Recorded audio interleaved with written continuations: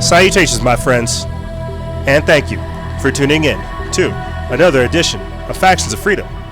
I'm your host, Noise Era, Freedom Faction, whichever one you prefer, and I have titled this episode, Psychosis of Darkness, Organizing Anarchy and Corporatized Consciousness. Why? We're going to be getting into things like the dark psychic force that seems to be taking over America, this most recent FBI document that claims conspiracy theorists are the new domestic terror threat, as well as the question of what is radicalizing America. We're going to be talking about George Soros donating $5.1 million to the Democrats, these new red flag gun confiscation laws, as well as the most recent shootings in El Paso and Dayton.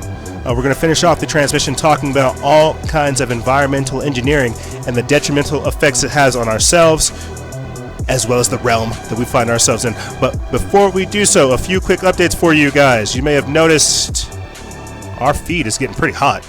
We are putting out content almost every other day, it seems like. We did a mini-cast earlier this week, The Threats of Conspiracy, where we went into depth talking about the conspiracy theories deemed a domestic terror threat. I'll put that link in the description bar below, as well as the Fellowship and Freedom episode we did with Dr. John A. King, where we talked about embracing the broken, protecting the innocent, and then helping keep kids safe. Very, very powerful episode. I'll put that link in the description bar as well, so you guys can get caught up on it.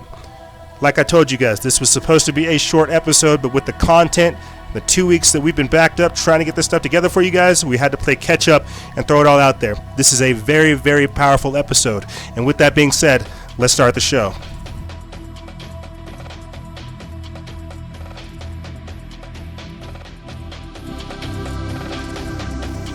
Salutations, my friends, and thank you for tuning in to another edition of Factions of Freedom. I'm your host, Noise Era, Freedom Faction, whichever one you prefer, and this is show number 906, season 9, episode 6. We have a lot of different things to talk about with you good people. Nope, we're not getting into Jeffrey Epstein, but we will be getting into that dark psychic force that is taking over our country. We will talk about the anarchy that you see on the horizon, the gloomy horizons that we have, as well as the idea of corporatized consciousness. Everybody's wanting to stay woke. Nobody's ever asking, where did that phrase come from?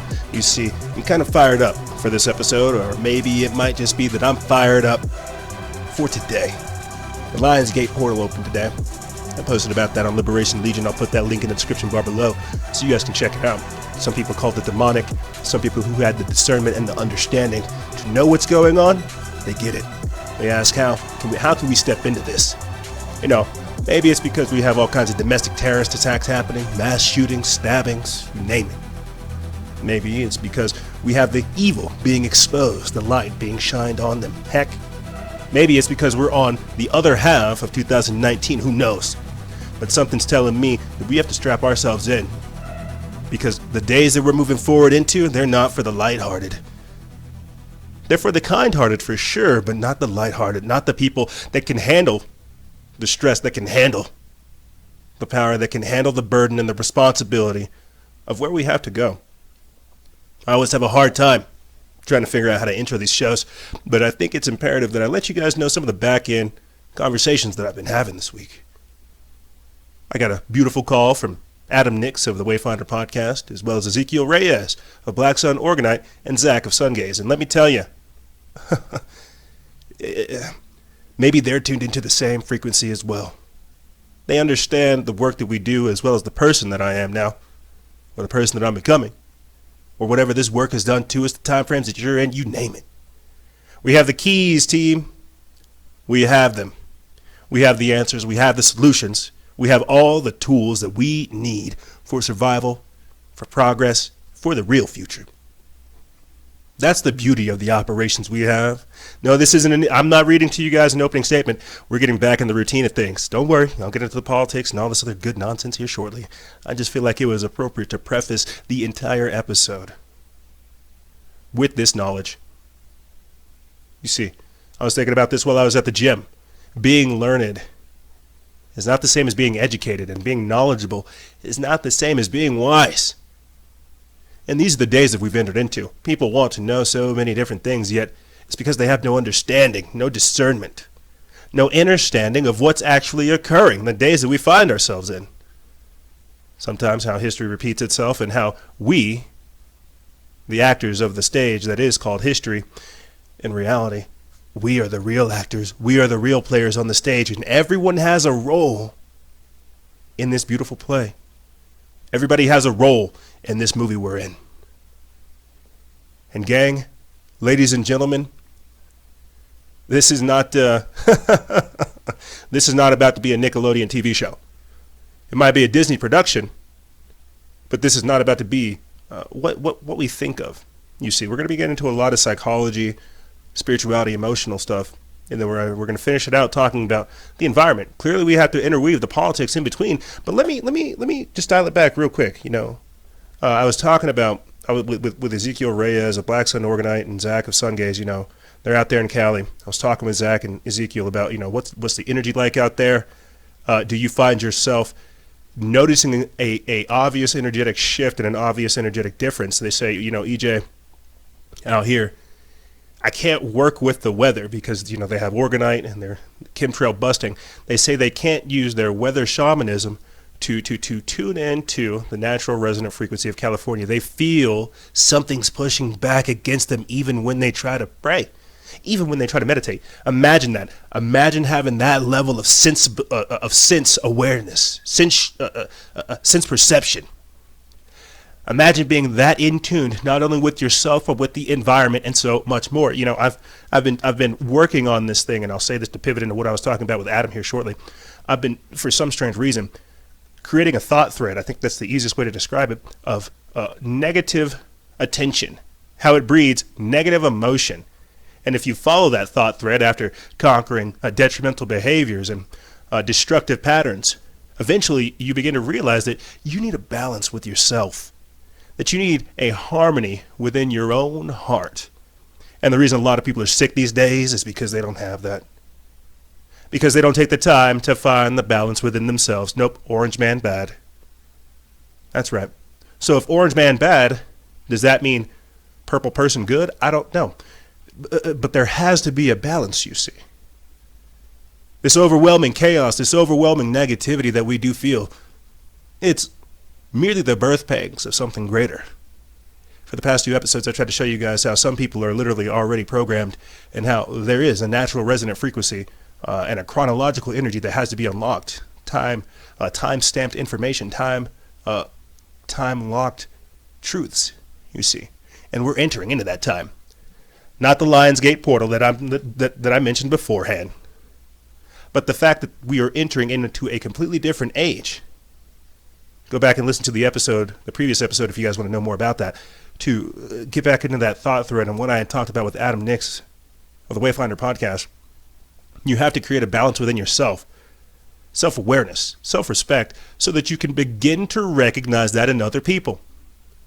And then once you begin to recognize it in other people, you begin to start working with other people in this balanced lifestyle to create a harmonious environment through which the both of you and everyone involved in this harmonious environment can propel themselves forward. You see the differences.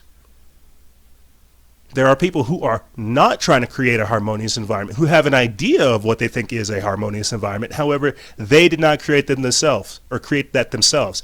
They did not go through the transformational process that was required of the individual to project and offer that harmonious utopia that they envisioned. Nope. That harmonious utopia that they envisioned was given to them through a watered-down version via Google, via Fedbook, via Twitter, via YouTube. And because you have people who are naturally tuned in to this resonant frequency, the Schumann resonance, however you want to call it, the chronological, cosmological time that we find ourselves in, you call it whatever you want. There are people who are hijacking this frequency, and we talk about it so much.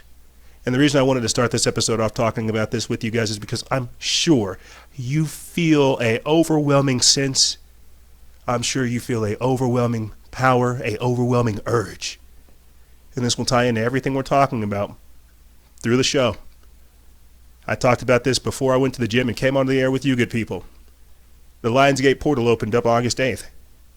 And we already know that we have technocratic occultists running things. I tell you this all the time. The Satanists, they're familiar with the Bible more so than me. The Luciferians, they know the Bible better than some of you lukewarm Christians. And they know what they're doing. They're triggering prophecy. You see. And so, people are being taken over by a spirit right now. There is something in the works. And if people don't take the time to recognize it, they will fall prey to it. And everything we have done and everything we will continue to do is to prepare you to develop that sense yourself. I said this before, that these mass shootings, they will continue and it will intensify. This is how evil is. But that's because of the energy that's being poured out, the spirit that's being poured out on the earth right now. And lo and behold, you have to understand that evil sees good as bad. And so evil must do everything it can to, well, put to put good in its place. But we all know how the story ends, right? Good triumphs. And with that being said, let's start the show.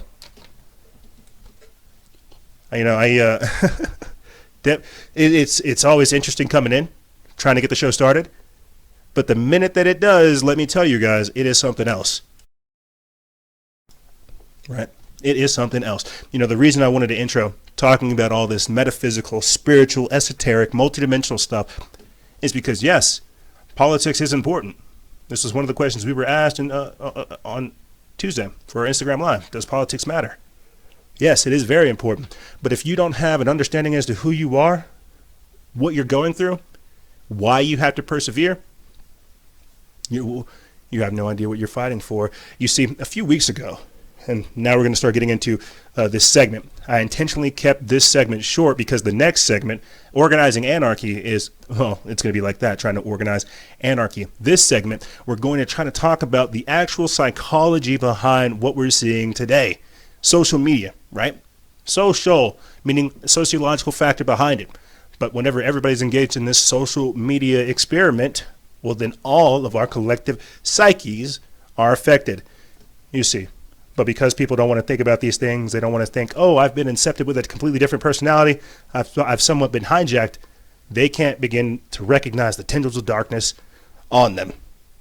A few weeks ago, Marianne Williamson, one of the Democratic presidential hopefuls, speaking at the debates, talked about a dark psychic force that is taking hold in the U.S. And before I play this clip for you guys, understand, I like Marianne.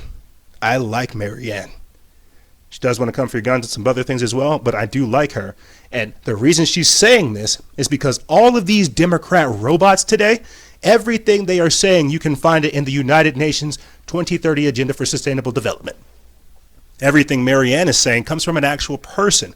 The people you see up there on the stage, they are part of that robot class of people who are projecting information tied into that, or not even tied into, programmed by that alternate frequency. But here we have Democratic presidential hopeful Marianne Williamson talking about the dark psychic force taking hold in America. Being the next Flint, we have an administration that has gutted the Clean Water Act. We have communities, particularly communities of color and disadvantaged communities all over this country who are suffering from environmental injustice. I assure you, I lived in Grosse Pointe. What happened in Flint would not have happened in Grosse Pointe. This is part of the dark underbelly of American society.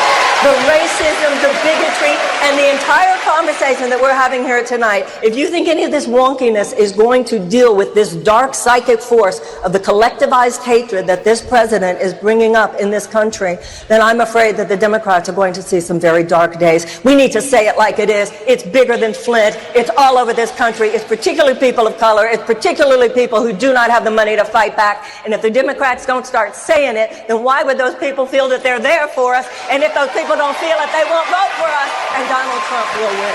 Thank you very much, Ms. Williamson. Thank you. We want to turn now to the... I like Marianne.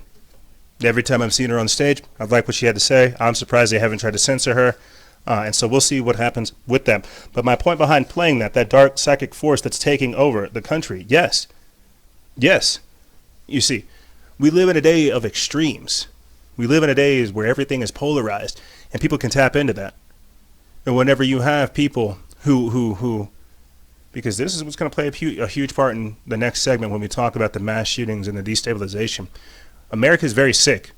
America is very, very sick right now. And I can personally say this because I took part in some of that sickness. You know, we have this whole Antifa border siege thing going on. We have all this destabilization going on. And I've talked about this with you guys in various other shows, but I did not think that I would be on this side of the air quotes revolution whenever this stuff hit. But that just shows you how fast things are. But I also have to make a point to point out that part of this comes from personal growth. Part of it comes from personal awareness, honesty, and truth. And a lot of these people who are carrying out these different types of crazy, chaotic acts, the people that we're dealing with today, they're very sick. They are very sick. You know, I talked about this in our most recent Fellowship and Freedom episode with Dr. John A. King, and how we're dealing with the archetypal Kyles, the archetypal Xbox playing, Mountain Dew drinking, monster slamming, parent hating millennial that flips their hair to the side like a silly emo kid. We're dealing with the archetypal Kyle who is designed, or who is basically bred to hate everything that they've been given. And so this creates a form of psychosis. It creates a form of disassociation to where you literally bite the hand that feeds you. You don't grow up. You stay stunted in a state of arrested development where you're mentally immature, you see. And when Marianne Williamson is talking about that dark psychic force that's taking hold, well, hear me out on this. I just spent the first time, I introed into the show, talking about how there's frequencies and energies and waves and all this other stuff that people are tied into, right? Well, I'm going to be dealing with Antifa until one of us is dead in the grave because, well, that's how we were programmed. That archetypal Kyle that plays the Xbox and screams out obscenities all day and doesn't deal in reality, that's what he's familiar with. And so when they come out here into the reality, into the real world, it's not what they're familiar with. You see, they've been programmed. From childhood into adulthood, they've been programmed. They don't know how to think for themselves. If you want another example of this, well, look at how social media has essentially denigrated or degenerated an entire generation of females, an entire generation of ladies. 50% of the population feels like they need to get your attention by debasing themselves. I talked about this with you in the previous episode as well. How Saladin, this guy from 1150, he said if you wanted to destroy society, all you had to do was make nudity public. Bing, bang, boom, here we are today. So how is it that something from almost 1,000 years ago still holds water today? You see, it's because of the frequency and the energy that people are tied into. It's because of what they're saying. People are programmed. We are programming an entire generation to prepare only for sex and only for physicality and only corporeality, giving them social media. This is why we have an entire generation of people who want to play Xbox, take guns, and go shoot up schools. This is what I mean by the dark psychic force that's taking over America. You see, I asked this question to you guys, the audience, and I'll put this link in the description bar below. I'll attach it to the episode so you guys can go add your own answers or even go look at other people's. But I asked the question, what is radicalizing America? And I'll just read you guys a few of the responses we got. Some people said that it's a CIA political theater via mainstream corporate media. I'd have to agree. Some people are saying that it's Zoloft, Prozac, Ritalin, Oxycontin, and the final touch being the media. Chronic illness, drugs, prescribed or otherwise, and lack of a moral compass. Children raised on pharmaceutical medications that don't actually have conditions which those treat. We don't teach our children compassion or how to be a good person. Arrogance and hate, and the void of public execution for terrorists and pedophiles. Instilling enough hate in a population to act on it. Racism or racial separatism, feminism, the cabal, the deep state, and people who don't stand for the country's values and beliefs in which and what we were founded on. I'll put this link in the description bar below so you guys can go add your own questions. But the reason I asked that question, what is radicalizing America, is because we know what's radicalizing America. Misinformation. The quickest antidote to fear is truth. What is radicalizing America? People are upset and they don't have an effective way to discharge this stress. This is why they've given us a figurehead, Donald Trump, orange man bad. Donald Trump's not radicalizing America. America's radicalizing itself, making Donald Trump the enemy. So then what happens whenever we chop off the head of the snake? Are we going to go into the den of snakes, and then are they going to come out after us? What is radicalizing America? It's how we consume information. It's how we conduct ourselves. It's what we say. It's what we speak. It's how we are. And ever since Donald Trump has come into office, we have had nonstop tension. Now, I'm not making it a whole, hey, let's blame Donald Trump, let's blame somebody else. But do you see how the societal programming has literally got us in a position to where we don't know why we're angry? People aren't angry about the Zoloft, the Oxycontin. They're not angry about the fluoride in the water. They're not angry about the chemtrails. I'm glad Marianne Williamson began to mention the Flint water crisis. They're not angry about the right things. No, orange man bad. So what is radicalizing America? Ignorance. Ignorance is what's radicalizing America, because we don't know. We don't know why we're upset. But we just choose to be upset. We talked about this in our most recent minicast with you guys, how outrage is the new drug. And we've talked about this before. People don't want to simmer down. People don't want to reconcile things. People don't want to get to the conclusion, get to the other side of the hill. No, it's so much easier to be emotional, reactive, upset. It's so much easier to be up in the air where everything's ambiguous and everything sucks. It's harder to bring it back down to a point where you think about real world change, to where you actually make changes in your own life to influence this future battle space, you see. So what is radicalizing America? It's a very ambiguous question, and that's why I ask it. That's why I bring it up here with you, the audience, because I want you guys to go add some of your own answers, you see. Because this isn't going to calm down as much as we would like for it to. It's only going to intensify.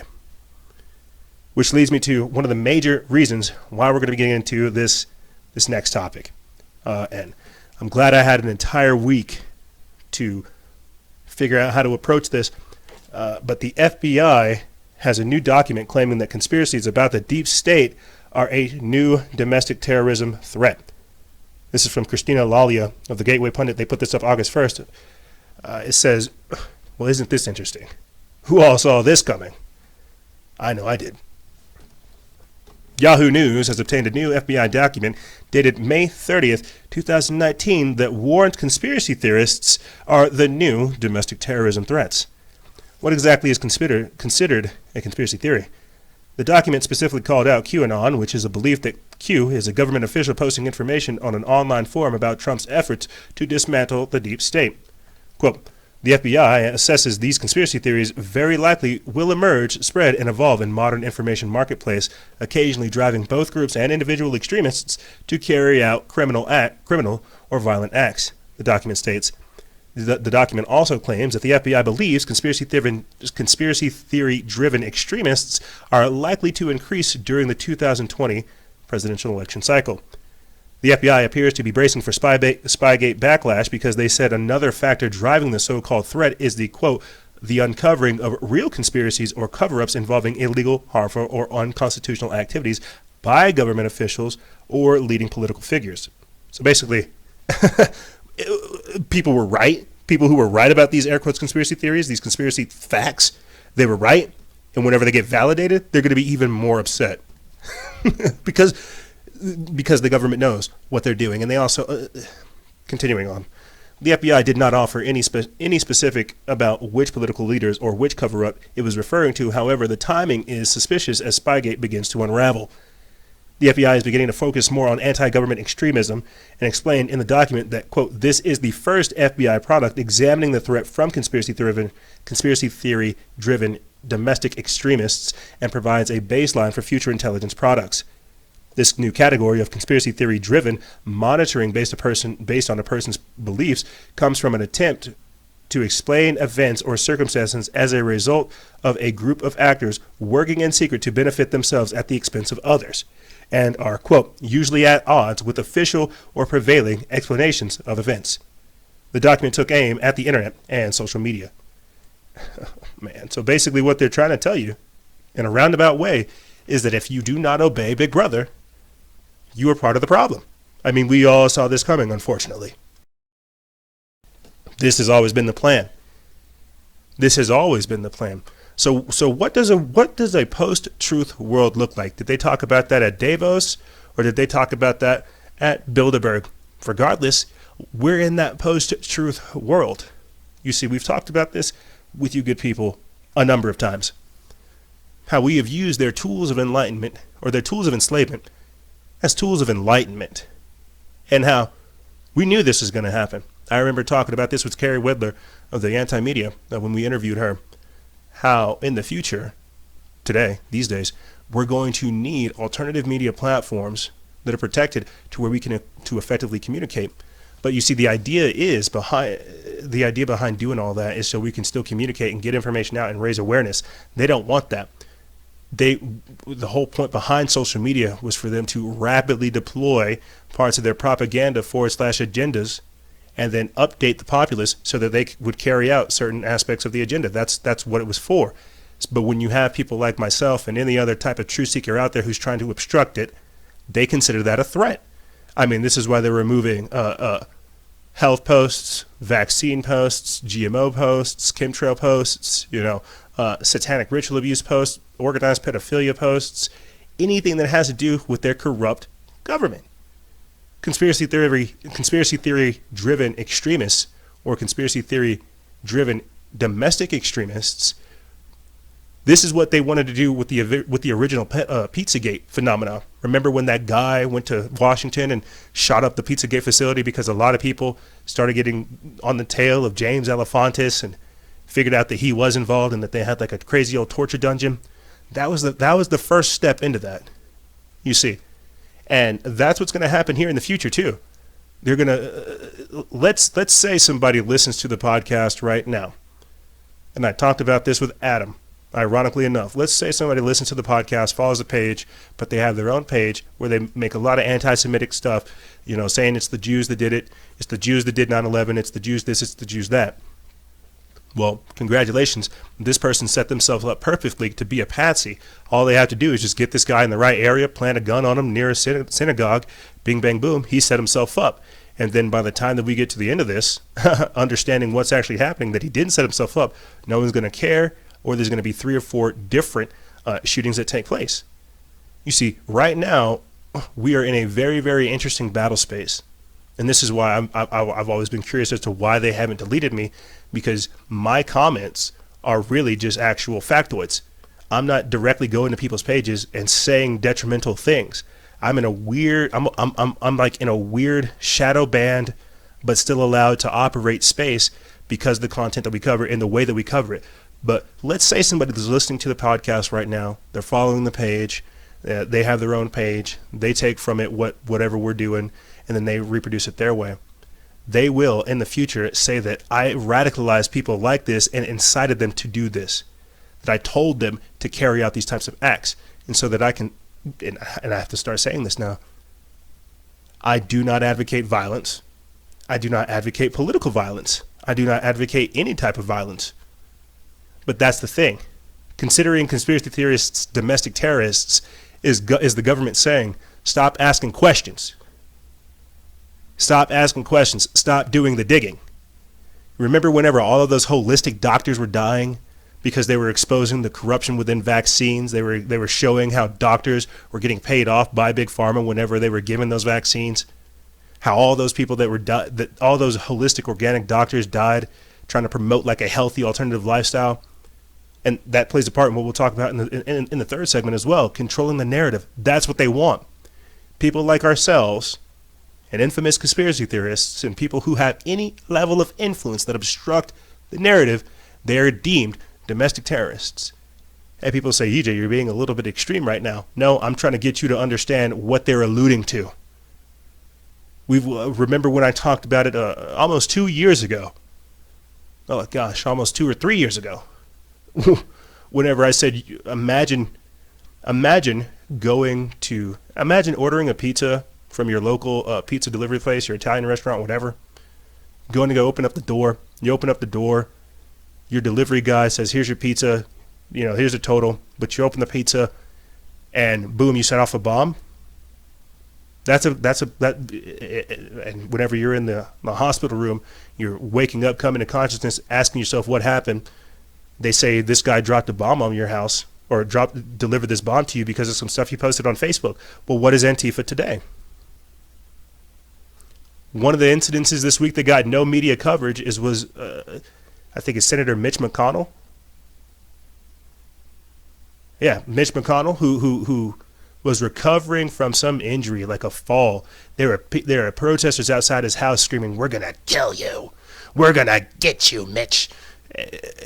And the reason I'm having to say it like this is because you have to understand the time frame that we're in. That's what I mean by the dark psychic force that's taking over America. That's what I mean by the weak-willed people who can't resist it. That's what I mean by them encouraging this level of destabilization. Now, you guys all know me. I'm the person that's trying to put this information out there, raise awareness so we can change our lives and then effectively change the reality that we find ourselves in. They don't want that these days. You have accelerationists, like we found out with the New Zealand shooter, as well as extremists who are looking for opportunities. Realize we are the jackass generation. They had to tell us, do not do this, but then they showed it. Don't try this at home, kids. But then they showed it. That's the same thing that's going on with the mainstream media, with social media. It's a spirit. It is a mentality. And if people don't have a certain level of discernment to resist it, then they will become susceptible to it. It's the same thing is happening within the conscious community as well. And this is why I'm telling you, it is a spirit, but you have got to learn to identify it so that you don't get caught up in it. But I'm sure you're wondering, well, how is this tying into FBI declaring conspiracy theorists a domestic terrorist? We knew this was coming. And because we have so much insanity going on right now, it doesn't have the gravitas, it doesn't have the weight that it needs to have. We're thinking, great, this is cool. Get the Antifas, get the QAnons. What happens whenever it's get the chemtrailers, get the GMOs, get the vacciners, the anti-vaxxers? Realize that at the start of this year, the World Health Organization declared anti-vaxxers as a top global health threat. So what happens, because they did this earlier this year in New York with the mandatory vaccinations, what happens when you get arrested because you don't align with what they're saying? This is beyond dangerous. Beyond dangerous. But this is also evidence of the authoritarian times that we were living into, or that we're moving into, and how we have a tyrannical runaway government that is trying to usurp you of your rights, usurp you of your identity.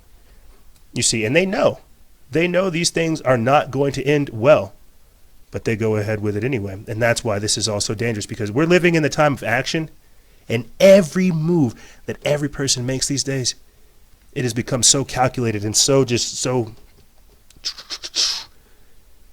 focused, because we understand what's really at stake. This is not easy. You see, they're literally trying to rob you of your identity, rob you of your rights, and tell you that you're not capable of all the things that you're capable of doing. So, I mean, we will definitely revisit this more in the future as more information comes out. I wanted to get this on record to where we could talk about it, because this is really where we're at. They know that their actions, both corrupt and public, are going to have an adverse effect. And so they're trying to preempt it, getting the tools together now to try to come take us. I mean, I'll say this and I'll get into the next article and start wrapping the segment up for you guys. I've told you this before with the FEMA camps and the concentration camps, the internment camps that the immigrants are at right now, that the migrants are at right now. I thought those were for us. They're telling you that they're putting wheelchair ramps up at Guantanamo Bay, alluding to the fact that people are going to be there until they're either dead or until they're wheelchair bound or whatever. They're telling you that they want to come for your guns.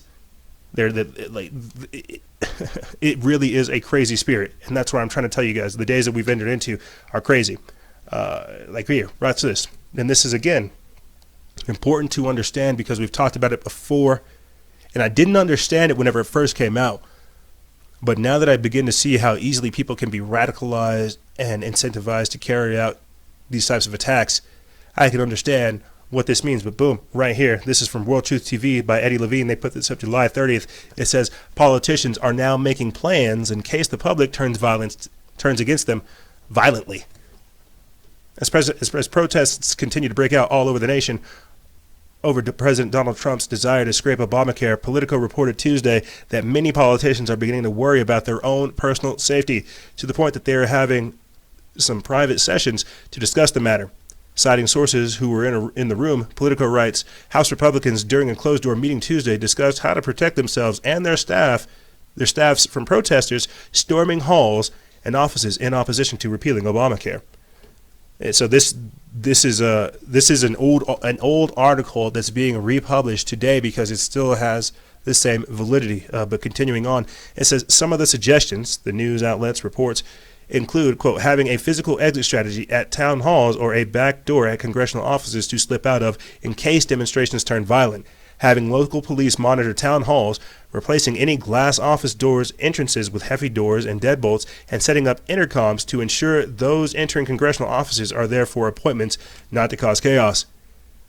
While protests are popping up all over, the Republicans' private session was no doubt prompted by events that happened over the weekend. While speaking before a raucous crowd in Roseville, California, Representative Tom McClintock had to be escorted from the stage and away from the event by local police officers. McClintock, who held town hall meetings during the politically volatile days of both the Tea Party and the Occupy movements, told The Hill he's never seen anything like it. Quote, "This was something very different. After an hour, the incident commander for the Roseville Police Department advised us that the situation was deteriorating and felt it necessary to get me out of the venue." That's never happened before. This sentiment appeared to be echoed at Tuesday's closed-door session. Commenting on the meeting, Republican Study Committee Chairman Mark Walker of North Carolina stated, quote, "The message was, 1, be careful for security purposes, watch your back, and 2, be receptive. Honor the First Amendment, engage, be friendly, be nice, because it is toxic out there right now." And they know. Yes, it's toxic. People are upset. And this is the whole point, too, behind dumbing down the language, having us be reactive, emotional, just screaming obscenities, you racist, you bigot, you xenophobe, and just screaming at people. It's to bring down language. You see, when I'm speaking to you guys, understand that I'm using higher mental faculties to engage you at deeper personal and interpersonal and sometimes even spiritual levels, so that you can understand what's actually going on and how I'm trying to communicate to you. When these people are shouting obscenities and craziness at you, think about, again, the mental maturity, the willpower, the emotional intelligence, and the emotional maturity of these people. And so that's the whole point behind having us stay in this emotionally reactive mindset. Orange man bad. I can't wait to impeach, kill him.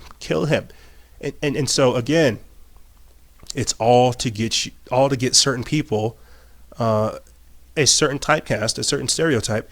It's all to get people to react a certain way, to program them, essentially, because that's what they want. They don't want people to have these kinds of real discussions about effective solutions that they can work in their own life and then effectively in the real world and then help others. They don't want that. No, they want blind obedience. They want ignorant obedience. They don't even want people to understand what's happening to them. And that's what I mean by the psychosis of darkness. That's what I mean by understanding the days that we've entered into. And if you don't learn to call it out, if you don't learn to call it the programming, the tendrils of darkness, the mind control, whatever you want to call it, the societal engineering, social pressure, however you would like to describe it for yourself, if you don't call it out, it will consume you. And guess what, gang? We're going to take a quick break, and when we come back, we're going to talk about some of the people that actually have been consumed by this darkness. We're going to be talking about the protests that are going on in Hong Kong. We're also going to be getting into red flag gun confiscation laws, George Soros donating $5.1 million to the Democrats, as well as the Democratic Socialists of America. The Democratic Socialists of America having a hiccup in their conference because people are using gendered language and they all have delicate sensibilities. It's very, very interesting and entertaining and at the same time sad to watch. But we'll be getting into this and more on the other side. Ladies and gentlemen, don't go anywhere. This is Freedom Faction on Factions of Freedom, and we'll be right back right after this.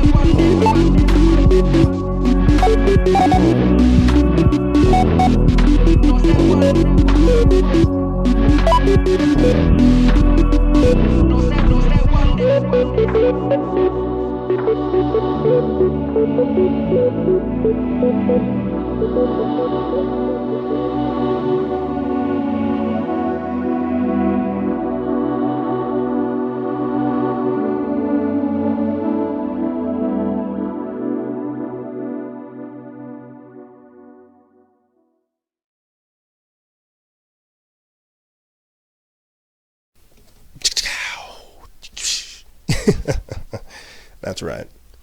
That is right. Hello there. How do you do? What's going on, team? You know, there are days where we're really, really esoteric. There's days where we're really, really mystic. There's days where we're really, really hardcore political. And then there's days where it's just your bro talking about this stuff, hoping I can help you really understand what's going on. There's days where I try to be smart.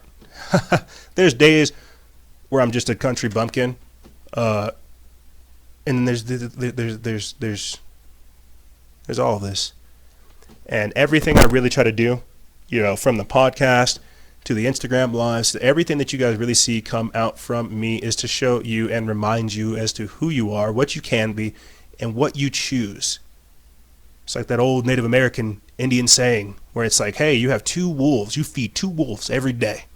Every action dictates which wolf you feed. And if you don't take the time, one of them might sneak from the other and steal that food. And so that's what it's about, gang. I'm only here to point this stuff out. I did not think, as I told you before in the previous segment, I did not think that I would be on this side of the aisle whenever the revolution hit. I definitely thought I would have more time. I didn't think that the machines would get here so fast. But it's not about that, you see. I was thinking about this before I came onto the show, and I don't know if it's because of all the energy that I've just been feeling over these past few days, but it's not about that. You know, it's really not about that. I try to beat myself up because I want to do more for you guys. I want to create like an operation that talks about this, calls it on its face, flips it over, and then fixes it. I get so mad at myself because it's like, you know, you can do more. Yes, I know I can do more, but how many people are doing what you're doing in the first place?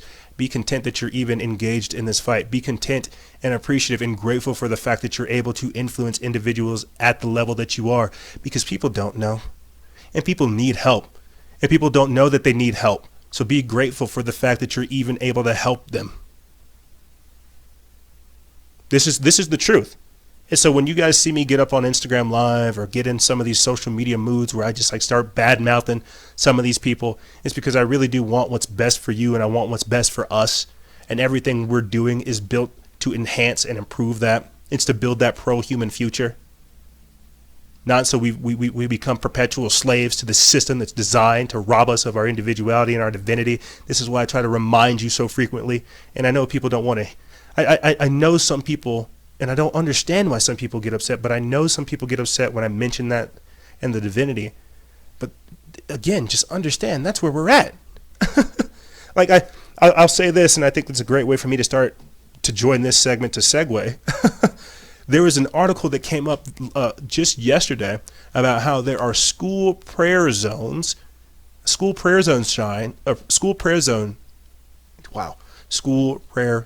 signs showing up at universities in North Carolina. And because of the days that we are in, I thought, gosh, you know, all that's going to do is trigger Satanists and or mass shooters to go shoot those kids up that are praying. It's the same thing with these gun-free zones. They say these crazy sick individuals, they're just like, you know, awesome, time to go to the buffet. And so this is why all of this is so crazy, is because we have truly lived in it. We are living in a time of great inversion where everything that we have known is being flipped on its head. I mean, if you try to defend yourself against an attacker, you know, you'll end up going to jail. I mean, cops get away for killing people. How is that protecting and serving? You know, and so this is the law. You see, this is the law. This is why things are ambiguous. This is man's law. This is corruption. This is wickedness, and this is organizing anarchy, and this is why we're trying to talk about it. So thank you for tuning into this segment. We are going to be talking about George Soros giving $5.1 million to the Democrats, red flag gun confiscation laws, as well as these most recent shootings. What's going on with that? Joe Biden also says that he's coming for your guns. Bingo is what he says. I'm coming for your guns if you have an assault weapon. So let me get this straight. You guys decided to whip up the majority of the population for a good 2 years, and you didn't think that was going to have any kind of adverse reaction. I'm just, and now that, you know, you guys are carrying out all these operations and actions, and people are upset and destabilized, you're going to come for the people who want to protect themselves from these crazy people? Very, very interesting. Very, very interesting. So let's start getting into this stuff. Why are we talking about George Soros donating a $5.1 million check to the Democrats to start off this segment? Well, because everything that you see going on, some of it is organic, but the majority of it is highly financed by individuals that you see right here. And as we move forward into the 2020 elections, you're going to hear a lot of people say, who is George Soros? Where is the money coming from? How did this all happen? I'm letting you know that basically for the next year, we're about to see a completely different country, a whole new level of crazy, thanks to this man right here. Let's get into this article. We put this up August 2nd. It's from Sign of the Times. It says Soros enters the 2020 funding influence game, a $5.1 million check to Democrats. It says billionaire financier George Soros has created a super PAC and written a $5.1 million check for Democrats ahead of the next year's elections. However, the liberal mega donor has not revealed which candidate will get his blessing. So probably Hillary Clinton. Oh, but she's not running. Michelle Obama. Oh, but she's not running. Oh, we'll see. Soros spent more than $20 million during the 2016 election donating more than $9 million to political action committees, PACs, supporting Hillary Clinton and the rest of the committee, working to install Democrats in Congress and to boost minority turnouts at the polls. According to records filed with the Federal Election Commission on Wednesday, the 88-year-old billionaire kicked off his 2020 efforts with a deposit of $5.1 million into his own Democracy PAC, more than doubling the $2.1 million he donated at the point in the 2016 election cycle. So basically, he's literally doubled down his contribution to the Democrats. He's like, you guys are doing a great job. I like the radicalization of America. I like the demoralization. I like the demonization. I like the chaos. Boom. Let me double down and give you 5.1 instead of 2.1. Continuing on, it says, though no doubt spurred by a desire to unseat President Donald Trump, Soros has not revealed who among the 24 Democratic hopefuls his PAC will bestow its wealth on. Speaking to the Washington Post last year, the Hungarian-born investor said he would stay out of the party's primaries as playing favorites would, quote, divide the Democratic Party. Well known for funding liberal causes around the world, Soros' fingerprint can also be found on some of the world's most powerful think tanks, including some with less than peaceful aims. Soros funds the Neoconservative Center for American Progress and the Atlantic Council, a pro-intervention lobby propped up by a slew of arms manufacturers. The Hungarian investor has also been linked to pro-democracy European group Avaz, which has advocated for no-fly zones in Libya and agitated for regime change in Venezuela and Iran. In his broader quest to advance the cause of his brand of liberalism around the world, Soros has also funded Facebook's third-party fact-checking partners to filter forbidden news and views from the platform. And Soros' native Hungary, Viktor Orban's government has made the billionaire the face of its anti-immigration policies, landing it in trouble with the European Union. Yeah, George Soros is going around the entire world funding destabilization. He is funding it. From the Arab Spring to now we're having an American Spring to what's going on over there in Ukraine. George Soros is funding destabilization worldwide. Yeah, for sure. Yeah, for sure. You might be asking, well, where did these, because we've talked about this before, and I'll try to mention it when we talk about the 10-day border siege with Antifa. We've talked about it. Where is Antifa getting these guns from? Where are they getting the training to do all this? You see, we know what's going on, but everybody's like, how is it happening?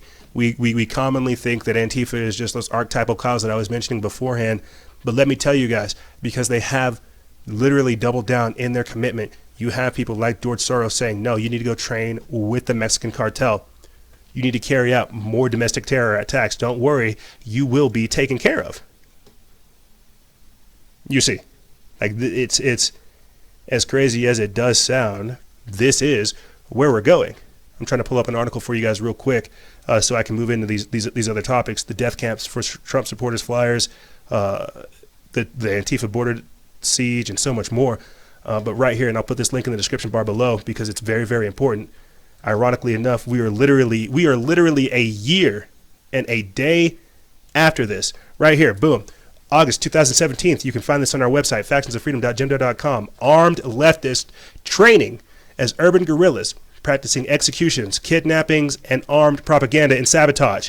In March of 2017, ANP published a two-part series on armed leftist groups showing up at pro-Trump rallies. In that piece, we noted that many of those groups were handing out flyers titled Redneck Revolt. When we quoted their own website as stating they, quote, believe in the right of a militia resistance and, quote, in the need for revolution. Now, who was Redneck Revolt? Remember domestic terrorist guy that we had talked about during the mass societal programming episode? The guy that shot up the ICE facility? He was part of the Redneck Revolt. Kid you not. Can't make this stuff up. I'm going to see if I can try to get you guys the PDF that actually has their information in it right here. Yeah, there it is. Mini Manual of the Urban Guerrilla. These people are legitimately training for, as I told you before, kidnappings, robbings, shootings, you name it, man. These are the days we're entering into. I'll put this link in the description bar below so you guys can go check it out because it's not a joke. It is legitimately not a joke. They're training. They're working with the cartels. They're doing it. They're activated. They're mobilized. It's time. They know it. They know it. They are stoking the fires. They're probing. They're seeing what they can get away with. And I've talked about this before. I hate seeing it like this. All the chaos and all the stuff they're doing, all it's going to do is embolden the police force. The only people that win with these mass shootings and this destabilization is the government, is the police, is that police state. Civilians have their rights taken. People have their lives taken. No one wins with these mass shootings, you see.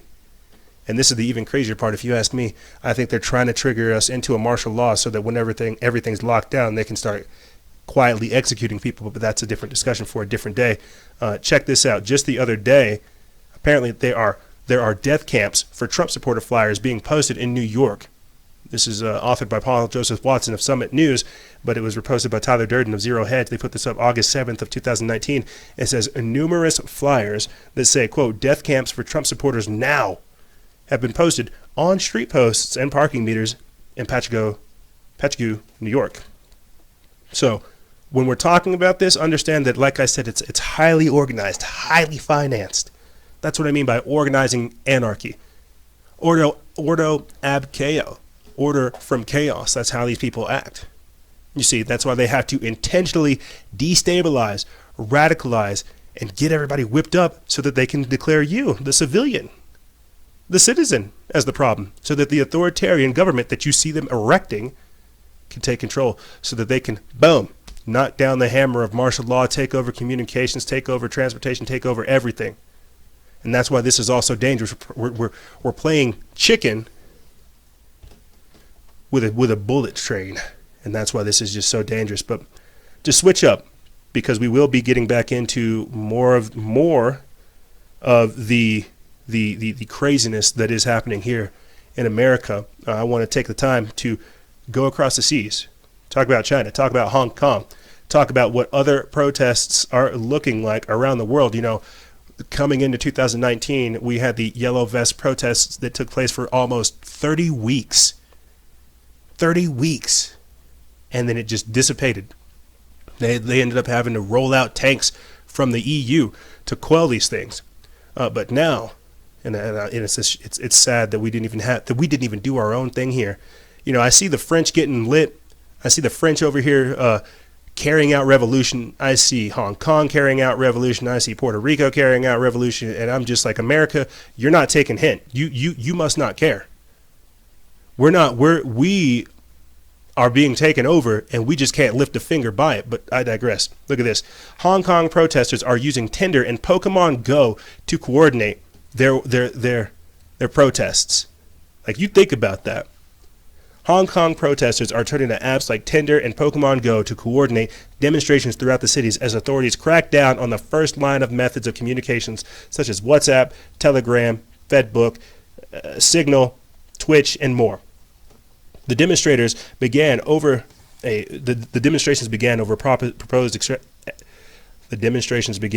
proposed extradition bill, which would allow mainland China to pluck suspects from Hong Kong. Now in their 10th week, they have devolved into violence and chaos, as demonstrators have had frequent clashes with police. Suffice to say, the ongoing protests wouldn't be possible without modern technology. Posting information about protests on Tinder is just one of several creative ways Hong Kongers are using tech to mobilize people. For more than 8 weeks now, technology has been at the center of ongoing demonstrations against a controversial extradition bill. For people who are curious as to why they're fighting that extradition bill, all these people that are protesting the Hong Kong government or the Chinese government, they're saying they don't want to be extradited to China to essentially have their organs harvested. Like, they could be prosecuted in China and then locked up. We all know how authoritarian China is. Hong Kong saying we don't want anything to do with that.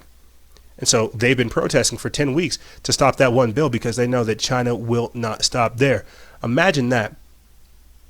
Imagine, and this is, again, just the craziness behind it, with their facial recognition software and all the technology that's going on. Are they going to try to arrest all those people? And because all of these people are political prisoners, will they have their organs harvested and then sold on the black market? This is what China does. We've reported on it.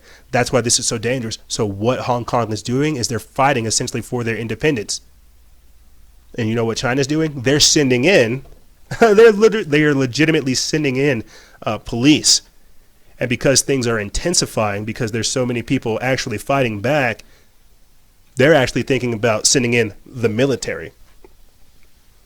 This next part I'm going to be reading to you guys, it comes from the Minds Unleashed. They put this up August 6th. It says, China warns Hong Kong protesters will be punished, won't rule out military intervention. As the situation in Hong Kong continues to deteriorate, Beijing has issued a warning that protesters would soon be punished for criminal acts and has refused to rule out military force to quell ongoing anti-government demonstrations. I hope you're paying attention, America.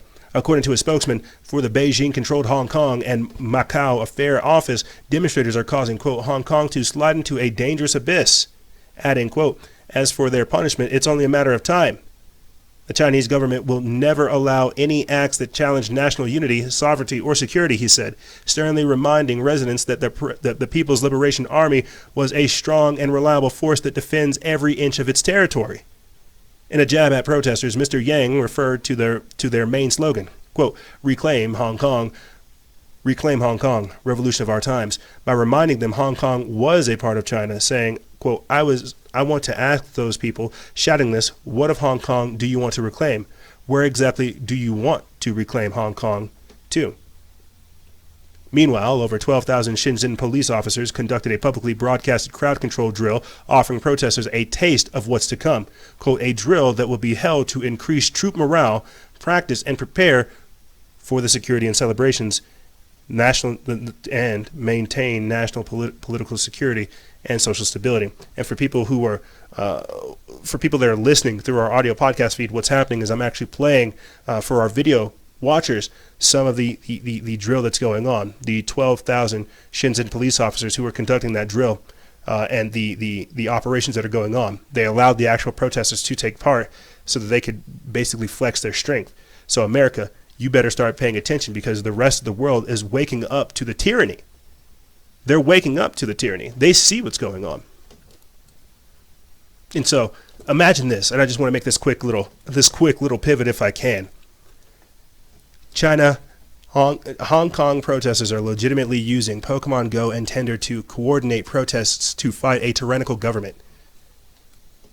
And all I'm going to say is Democrat socialists are trying to hold a convention, but it erupts due to their sensory overload and gender pronoun usage. So while you have protesters in Hong Kong protesting for 10 weeks straight, literally using Pokemon Go and Tinder to coordinate protests, the Democratic Socialists of America tried to get together and just, I think they were talking about revolution or overthrowing capitalism, who knows, but they can't even get the thing started without fighting amongst themselves. Let's take a listen. First of all, James Jackson, Sacramento, he, him. I just want to say, can we please keep the chatter to a minimum? I'm one of the people who's very, very prone to sensory overload. There's a lot of whispering and chatter going on. It's making it very difficult for me to focus. Please, can we just, I know we're all fresh and ready to go, but can we please just keep the chatter to a minimum? It's affecting my ability to focus. Thank you. Thank you, comrade. Okay, is there a speaker against name, chapter, pronoun? Point of personal privilege. Yes. Please do not use gendered language to address everyone. Okay. Quick point of privilege once again. Hi, James Jackson, Sacramento DSA, he, him. I have already asked people to be mindful of the chatter of their comrades who are sensitive to sensory overload, and that goes double for the heckling and the hissing. It is also triggering to my anxiety. Like, the be comradely isn't just for, like, you know, let's keep things civil or whatever. It's so that people aren't going to get, first of all... If you guys, the Scoop US has like the full video, or you guys can go to the Daily Caller. They have the full video. It's like 3 minutes long, where they just like show you how ridiculous this is. But the reason I wanted to add that a little bit of levity to the situation is so that people realize what's actually going on. I really think that some of these people that are part of the Democratic Socialists of America, you know, these are the lemmings, these are the useful idiots, these are the people that they need on the front end for public consumption. And then you have people like Antifa, Indivisible, Black Bloc, Black Lives Matter, and all these other groups of George Soros funds as the back end, the domestic terrorists, the violent extremists. Those are the people who are carrying out all these crazy attacks, you see. And so the reason I wanted to switch that up is just to show you this is the current state of things. You see, like this is what's really going on. You have people organizing protests, trying to fight back against a tyrannical government, and then you have dingbats trying to make sense of I think revolution. Who knows? But to get back to a more serious vein, get back into what's actually going on, this kind of frightens me. Check this out. We already talked about the death camps for Trump supporters, flyers that are popping up in New York. Now, or before that, Antifa was gearing up for a 10-day siege on the border, on the southern border, putting flyers saying that they want to kill dead ICE officers or dead ICE agents.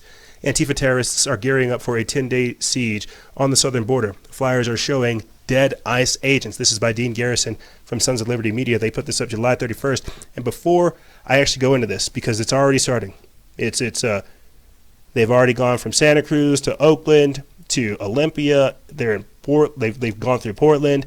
They're going through Seattle and Minneapolis. They're in Minneapolis right now, and Chicago right now. And then September 1st, they're all hashtag meeting me in Texas. And I'm going to put that hashtag, that living hashtag, in the description bar below so we can get that. Because what I think is going to happen is something crazy. Simplest thing to say. Let me get in this article. This is way out of hand for the mainstream media and leftist politicians to continue to protect the growing terrorist faction that calls themselves Antifa. Jamie White reports from InfoWars, says that Antifa is preparing a violent 10-day siege on the southern border in El Paso, Texas, in an effort to, quote, shut down immigrations and customs enforcement and open the border to illegals. Journalist Andy Ngo, who was brutally attacked by Antifa in Portland, Oregon last month, showing flyers Antifa is using to promote their effort for September, featuring images of ICE agents being murdered with bow and arrows and firebombs while anarchists bombed an ICE facility in southern border wall to let illegals flow into the U.S. Quote, Antifa is leading a border resistance military training tour that will converge on a 10-day siege in El Paso, Ngo tweeted Monday. Quote, the promotional image shows border enforcement officers being killed and government property being firebombed. Organizers asking for white comrades to pay for others. It's good to know that Andy is feeling better and back in the game. These punks are showing more and more their true colors every single day. The Daily Caller reports the far-left Antifa movement is reportedly planning a terror campaign and siege of El Paso, Texas, in an attempt to raise awareness of an alleged abuses at the U.S.-Mexico border. The so-called border resistance exercise involves a military training tour that will converge on a 10-day siege in El Paso, Texas, according to a tweet Monday from reporter Andy Ngo. So think about this. I'm going to pull up the video here, or pull up the flyer for you guys. It says, stories and first-hand accounts of last year of autonomous organizing on the border, featuring Contra, Viento Maria, Tornillo, The Occupation, Hecate Society, Casa Carmelita, Food Not Walls, and No Mas Muertes. I'll put that information in the description bar below if you guys want to know more. But we've actually talked about this before. And again, what you're just seeing is just the organization of chaos. I've talked to you guys about that before, how Antifa has been caught by the FBI buying guns from the Mexican drug cartels, and they still continue to do it. So really, I guess what I'm trying to tell you guys is, think about that. We're going to be going up against drug cartels, Satanists, people who need mental help, and so much more. Like this is what's going on. That's why this is really, really not a joke. Really, really crazy. But I want to speak on that real quick. The 10-day border siege. Why is that so important? 10-day border siege. George Soros giving $5.1 million. They're going to start carrying out more attacks like this. That's what the whole hashtag close the camps movement was. Remember, like a few weeks back, whenever those protesters stormed that facility in Colorado, took down the flag, burned it, peed on it, put it back up, and then put the Mexican flag back up there. You see, and I'm not. You guys know me. I have my anti-government views. I'm definitely not a statist or any of this type of stuff. But these people are intentionally trying to create a culture and an environment of chaos to where the only thing that will be order is the hardcore law and order that's going to come down. And because I like the levels of freedom that we have now, I'm not pushing for the destabilization that they're encouraging. You're going to have meth addicts. You're going to have crackheads. You're going to have Satanists. You're going to have degenerates. You're going to have people who really don't care. Like, you're dealing with suicidal people, people who disassociate from reality regularly and who are comfortable with it. Like, this is why this is such a big issue. 10 days they're going to be down there.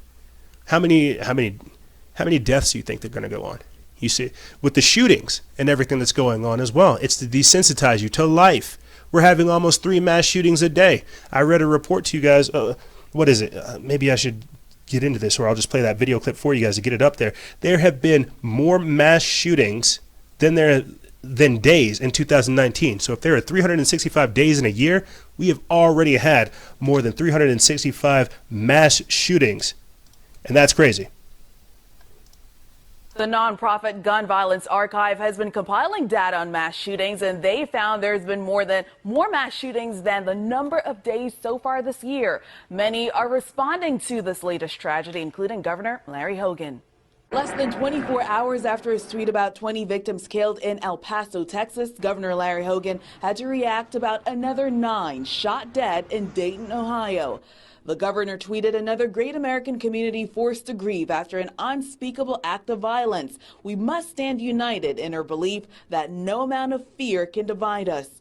A nonprofit called Gun Violence Archive defines mass shootings as where at least 4 people have been shot. The organization says there have been at least 250 mass shootings so far this year, far outpacing the 216 days so far in 2019. Just last weekend, 3 were shot dead at the Garlic Festival in Gilroy, California. Another 15 were injured. Earlier this week, 2 were killed. The nonprofit Gun Violence Archive has been compiling data on... I did that wrong. My math was wrong. I got all worked up. Apparently it was 250 shootings in the only 216 days that we've had. My bad. That was fake news momentarily. I retract that previous statement to correct it. But you get the point. We're having way too many shootings, way too many things going on, and this is dangerous. This is the collapse of society. This is really, really dangerous. But here, let me play for you guys this next clip so we can start progressing this conversation about what's going on.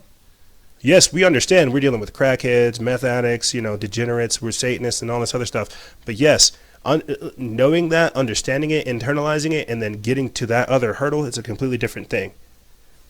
Let me play for you guys this next clip. It says that the Dayton, Ohio shooter was a pro-Satan leftist who supported Elizabeth Warren, Bernie Sanders, Antifa, and communism. A steady stream of community members visited the scene of Sunday's mass shooting in Dayton, Ohio to pay their respects. 9 victims were killed and at least 27 others wounded in the attack. Investigators identified 24-year-old Connor Betts as the shooter. Police say Betts was carrying an AR-15-like rifle. He would have had a maximum of 250 rounds in his possession at the time. If police had not stopped him and he made it into that establishment where hundreds of people were dancing and enjoying, we would have had hundreds of people die. Police responded in less than a minute, confronting Betts outside a bar called Ned Pepper's. At least 6 officers opened fire, killing him. Police are piecing together the minutes leading up to the shooting massacre, but still don't have a motive to explain why it happened. We are not through all the evidence. Because he's a degenerate. The deceased ranged in age from 22 to 57. The youngest was the shooter's own sister, Megan Betts. A steady stream of community... What a sick person. He killed his own sister. That degenerate killed his own sister. As a person, as a man, that's why I just say he is a degenerate. But as a spiritual being and a physical body, I know I just need to pray for these people. That's why I have this schism. Because as a person living in the times, I'm like, what a degenerate piece of garbage to kill his own sister. And to take other people with him. What a degenerate, suicidal piece of garbage. But as a spiritual person, I'm like, this is sad. This is truly sad to see. And I know more of these types of things are going to happen. He was suicidal. So is the same guy from the redneck revolt that shot up the Antifa facility, or that ICE facility. There's information coming out as well regarding the El Paso shooter that he was also a Satanist. And so I'm not saying that everybody who's praising Satan is out there, killing people, but you really don't, you don't hear so much of the opposite. But to bring it back down to reality, I really do feel sorry for these people. And I've talked about this before 2 weeks ago with you people, because I feel sorry for them. They have been given over to a spirit of deception. They have been given over to a spirit of evil, and their fate has been written. These are the useless idiots. This is the cannon fodder. These are the people who are just going to be thrown out there, and then they're just going to be used.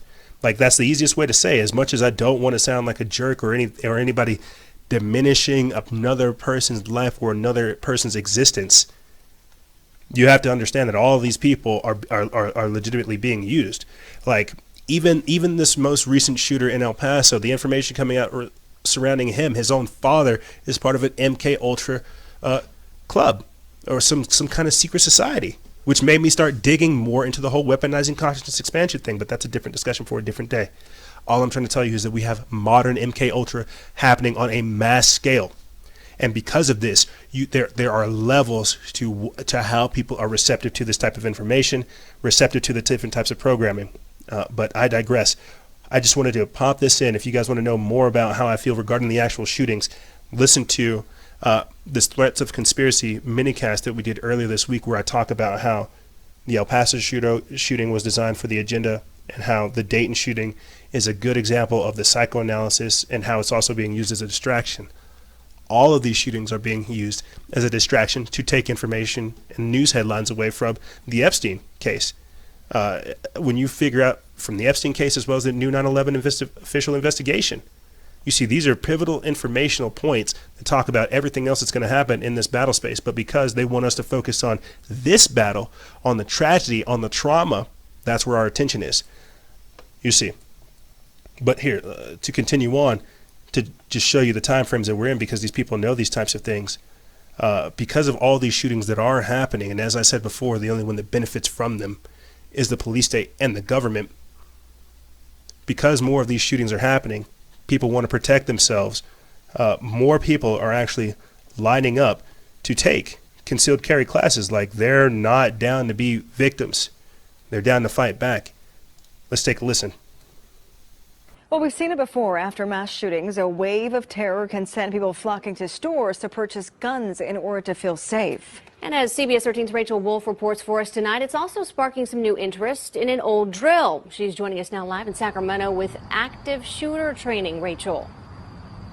That's right. Inside this range, not only can you take concealed carry classes, but you can also take active shooter classes. And know this, protocols and practices inside these training manuals have changed as the type of mass shooting scenarios have changed. Time and time again, we see the violent images. This past weekend in El Paso, and then Dayton, where 9 people were killed and 29 injured in just 40 seconds. The officers took out the guy as soon as they got there. Former police officer Terry Wingert has taught concealed carry classes for around 40 years all across California. He teaches up to 300 students a year. He says when a mass shooting happens, inquiries go up 10.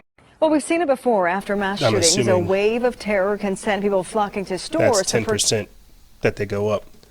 But watching that, the active shooter / mass shooter training, that just made me start thinking about how.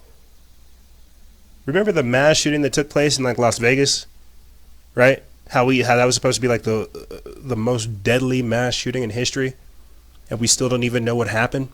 I remember whenever we had Noah of End Time Signs on, and I remember asking him, I said, Noah, what is the point of all this gun talk? Why are they trying to get everybody to get guns? He says, EJ, it's pretty simple. They want us to kill ourselves. They want us to kill each other. They want us to be so much at each other's throats to where that's all we think of, to where we kill one another. And then in the same vein of thinking, my mind starts thinking, well, which is really the age-old question, what is the truth? Which is mightier, the pen or the sword? If you live by the sword, you'll die by the sword. If you live by the pen, you'll die by the pen. these are the days that we're entering into. They want to be able to get a certain sect of the population to kill each other. Noah was correct. Yeah, these active shooter drills, they are very important. You would think that a armed population would be able to protect itself. But I think that's the problem. Having the protection isn't the issue. It's whether or not you'll actually need that protection. As I said before at the start of the transmission, we have a lot of sick people in the world these days. And getting more guns isn't going to help it if you want the truth. While I think everybody has a right to have a gun, you should have the right to defend yourself. I don't think that that's the way that we should be approaching this. I think we should be really looking at the mental health aspect, and that'll play a huge part in what we talk about in the next in the next part of this. But before we do, to segue into that, to talk about why I think everybody should have their own firearm or their own means of protection, and why we should critically look at this type of stuff. Check this out. ISIS warns of terror attacks or terror strikes in San Francisco, New York, and London. This was put up July 30th. Now, from End Times Headlines by Ricky Scaparo, before I get into this article, I remember reading to you guys, I forget the month and when, but I remember reading whenever we had the New Mexico jihadis that were found out here, and then they migrated to Alabama whenever they found all those body parts. In that same time period, we actually had Border Patrol officials talking about how Border Patrol officials and FBI were talking about how ISIS was entering through the southern border, talking about how they're going to carry out attacks. And then I also talked about how there were like hundreds of thousands, I think, of sleeper cells, or tens of thousands of sleeper cells still active here in America. My point behind pointing all these different types of things out to you guys is we have real terrorist issues on our hands, but because we have weak-willed, radicalized people who are basically foot soldiers of the opposition, they're selling us out. Our rights and our freedoms are about to go away by people who were born here and who have been given everything, while we have people who want to take everything we have coming here. That's what I find so dangerous. We have real, present, open threats and dangers happening, and they are trying to figure out a way to disarm the public, and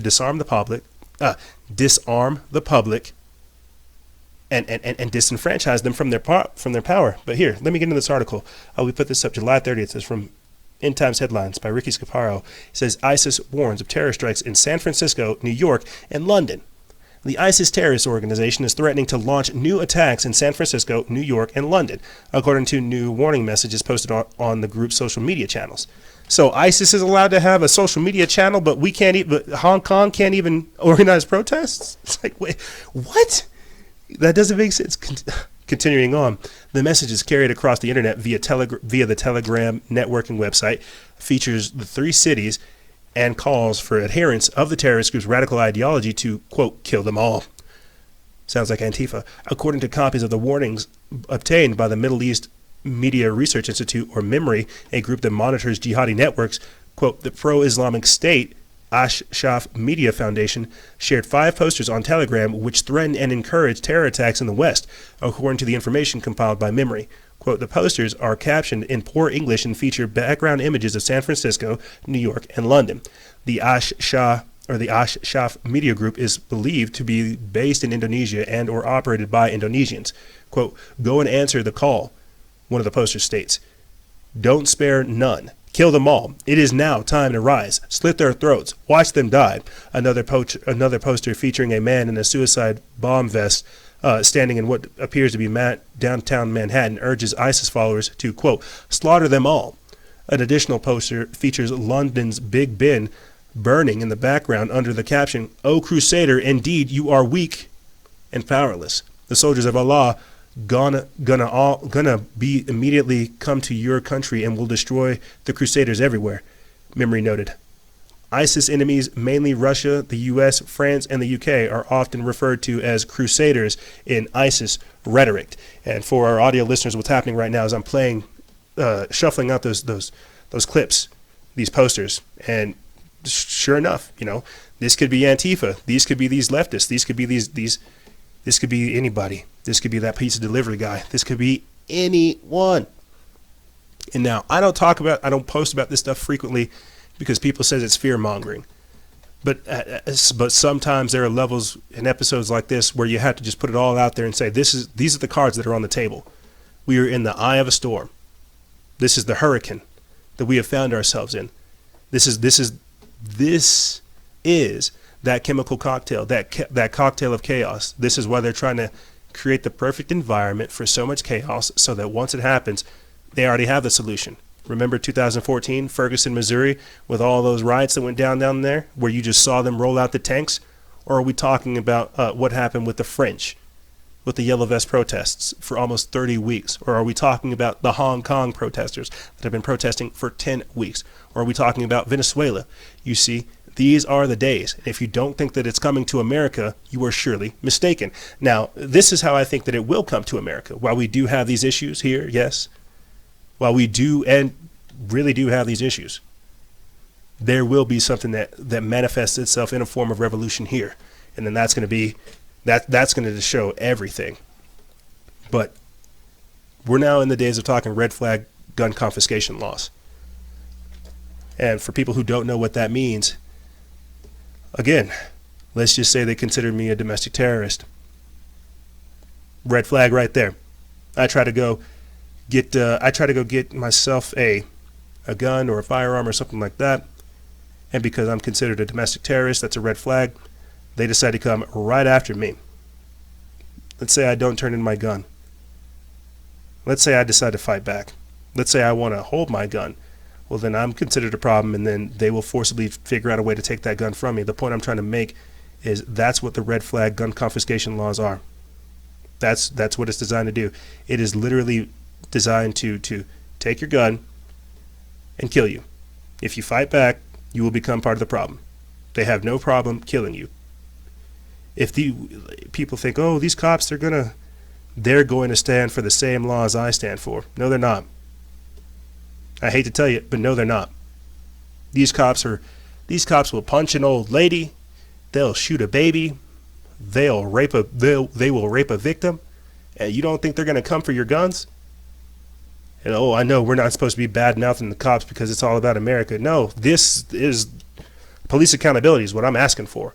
That's why we work with the Free Thought Project and police the police to have police accountability. Because if not, then you just got jackboots of the state who are just going to carry out every order that they're told. You see, I'm reading from the Gateway Pundit. I didn't have time to post it, but it says Maryland police shot and killed a 61-year-old man while trying to serve a red flag order. Officials say it is a sign that the law is needed. They put this up August 8th. It's from Jim Hoft of the Gateway Pundit. And before I get into this is actually a repost article. This came out last year. But they're, again, reposting it to show you how they're already doing it. They're already confiscating guns out there in California. But they're reposting this article to tell you that people are not willingly going to give up their guns. Remember that guy in California who legally purchased like thousands of firearms? Cops couldn't do anything, made all kinds of news. They want to figure out a way to take guns from people, and that's going to kick off a revolution. But I want to get this here on record. It says Republican lawmakers led by Senator Lindsey Graham and his cohorts are now discussing red flag laws to take guns from, quote, unstable individuals. Last November, a 61-year-old Maryland man was shot dead while police were trying to serve him a red flag order. The local officials said it is a sign that the law is needed. The victim's niece said that the victim, Gary J. Willis, liked to speak his mind but was harmless. Capital Gazette reported that the Anne Arundel County Police Chief defended Maryland's new red flag protective law Monday, just hours after a 61-year-old man was shot and killed while officers were trying to serve a court order requiring him to surrender his guns. Chief Timothy Altamore said the fatal shooting in Ferndale was a sign that the law, which went into effect October 1st, is needed. There have been 19 protective orders sought in the county since then, tying Hartford County for the most in Maryland, according to a report of the first month. Statewide, about half of the 114 orders sought have been granted. So let's get into this next article to talk about this. They're trying to figure out a way, because I'm trying to lead up to talking about this, they're trying to figure out a way to give people, they're trying to figure out a way to come take your guns. And if you don't give them up, you're going to get killed. They're trying to figure out a way to create a system, like we were talking about with the Satanists, with these domestic terrorists. They're trying to figure out a way to create predictive crime, to create pre-crime. And the only way to do that is to create such an environment of chaos to where they have to create a system to stop people from carrying out certain acts of violence before they do so. I'm going to play for you guys President Trump announcing his call for a national red flag gun law that will allow the government to begin confiscating guns from U.S. citizens. That's where we're at. Those are the days that we're entering into. They want pre-crime so that they can stop you from even taking the steps to defend yourself. And that's where we're at. It's become detrimental to the system for you to protect yourself. Don't you dare. Don't you dare protect yourself. Don't you dare get something. No, just fall in line. But here, let's get this up and we'll get into this afterwards.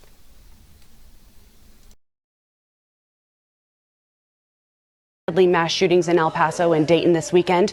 Mr. Trump zeroed in on a number of areas he wants the government to tackle, such as mental health and violent video games. The president also mentioned one step he'd like to take on the topic of gun control. We must make sure that those judged to pose a grave risk to public safety do not have access to firearms, and that if they do, those firearms can be taken through rapid due process. That is why I have called for red flag laws, also known as extreme risk protection orders. I want to bring in Weijia Jiang and Caitlin Huey-Burns. Weijia is a CBS News White House correspondent, and Caitlin is a CBSN political reporter. Weijia, let's start with you. We heard the president there talk about those red flag laws. What are they, and why does the president support them? So these red flag laws are exactly what they sound like. They would allow family members who see red flags in people who own guns to petition authorities to remove them and not allow them to purchase firearms. And so it would be leaving the burden up to family members and loved ones to sort of decide whether someone should own a gun.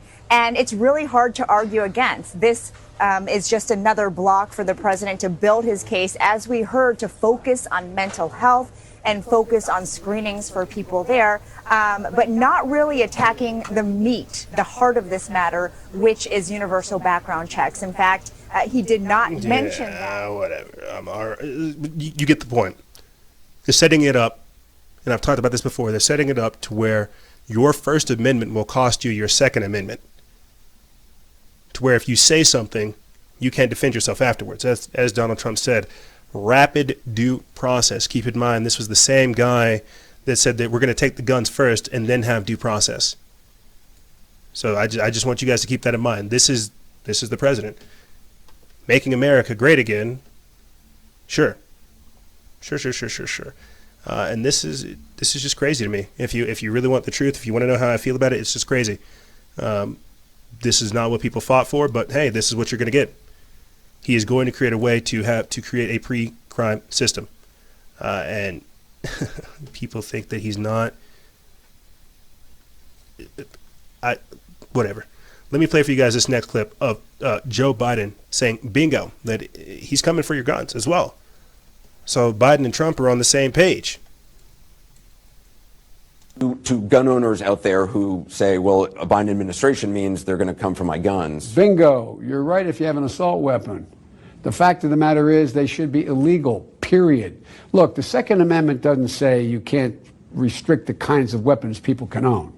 You can't buy a bazooka. You can't have a flamethrower. The guys who make these arguments are the people who say the tree of liberty is watered with the blood of patriots. We need the protection against the government. We need an F-15 for that. You need something well beyond whether or not you're going to have an assault weapon. So how would you deal with all the assault weapons that are already out there that people have? What I would do is I would institute a national buyback program, and I would move it in the direction of making sure that in fact was what we tried to do, get them off the street. But that's not confiscating people. No, that's not walking into their homes, knocking on their doors, going through their gun cabinets, etc. So people would be allowed to keep the weapons they already have. Right. Sure.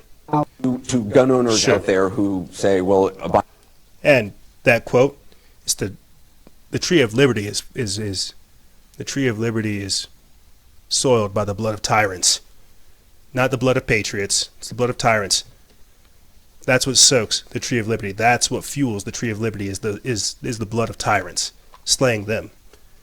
You see, but my point behind playing that is Joe Biden, Donald Trump, they're on the same page. They're coming after your guns. And they might institute a gun buyback problem or a gun buyback program. Mental health, violent video games, unstable individuals, rapid due process, taking the guns, an extreme risk protection order. Think about how many different things were just talked about in that little smattering right there. They're trying to figure out a way to say that you were deemed a threat, the same way we talked about conspiracy theories being deemed a threat. You're considered an issue, and that we have the cure. Take your guns, turn you into a slave, disenfranchise you from your power. You see, all this gun talk, all this destabilization, this chaos that's going on, it's all being done for design. They want to outlaw all guns, make civilians who own them criminals so that they can turn themselves into the arbiters of truth, the soothsayers, the people that tell you everything you want to hear. Don't worry, Big Brother's coming to help you. How can that be the case when, check this out, this happened over the weekend, media blackout. Chicago hospital stopped accepting patients due to the weekend shootings that left over 50 dead or injured. Where was the government with that? Where was Joe Biden with that? That was in Chirac, right? Isn't that where Obama's from? Your buddy Obama? Why didn't you guys do anything about that? How come the shootings in Chirac are intensifying? I wouldn't say taking the guns off the streets is going to fix that. There's a mental health issue. There is, like I said before in the first segment, a psychosis of darkness, a spirit of evil working. And if you don't, if you're only dealing with the branches, the leaves on that tree, not getting to the root of the cause, then effectively you're part of the problem. You see, and I wanted to end this segment, kind of talking about that, reinstating the death penalty, predict pre-crimes, predict the tools and stuff like that coming for your guns. But I think you guys get the point. This is what I mean by organizing anarchy. This is what I mean by really understanding the adversary and all the different types of things they're trying to do to have you give over your rights and to get debased like them, to be engaged in all this debauchery and wickedness just like them. They want you to pick up the sword just so they can kill you with it. And if we don't take the time to understand the traps that are out there, we will fall prey to them. But here's what's going to happen, gang. We're going to take a quick break. Maybe a quick break, long break. That was a long segment. We're going to take a quick break. And when we come back, we're going to be talking about corporatized consciousness, right? The idea that city smog is becoming lethal, yet Harvard scientists want to spray calcium carbonate in the sky. And then that same institution, Harvard, is saying, hey, maybe you should stop eating meat to live longer. I wonder what kind of chemtrails they're spraying on the plants. But like I said, ladies and gentlemen, we're going to take a quick break. And when we come back, we're going to be getting into this and more on the other side. The UN pushing a vegetarian agenda by 2050 to save the planet. What does that sound like? We'll be getting into this and more on the other side. Ladies and gentlemen, don't go anywhere. This is Freedom Faction on Factions of Freedom. And we'll be right back right after this.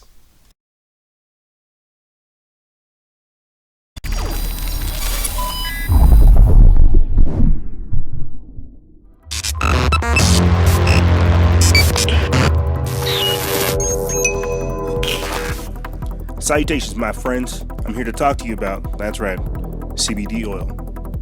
CBD oil can reduce the risk of relapse among alcohol and cocaine addicts, and they're trying to flood us with both. According to a 2013 study published in the British Journal of Clinical Pharmacology, CBD was proven to have these benefits: relieving pain and inflammation, having antipsychotic effects, reducing anxiety, helping to fight cancer, relieving nausea, treating seizures, lowering incidences of diabetes, and also promoting cardiovascular health. Realize that in 2014, Purdue Pharma received FDA approval for an opioid drug that claimed to help curb the opioid addiction. This will actually help you curb your usage of opioids as well as your reliance upon them. And remember, guys and gals, stay vigilant. Expose lies and share truth. This is Noise Era, Freedom Faction, out.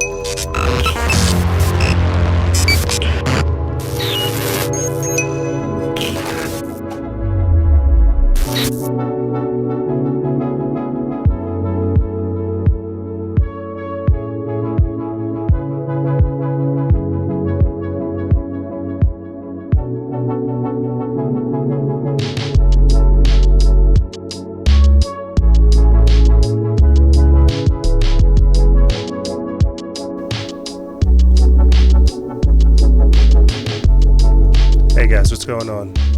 I just want to say thank you guys for tuning in to this special edition of Factions of Freedom. Your support is always appreciated, your prayers are always heard, and your love is always received. Thank you guys for allowing me in your life.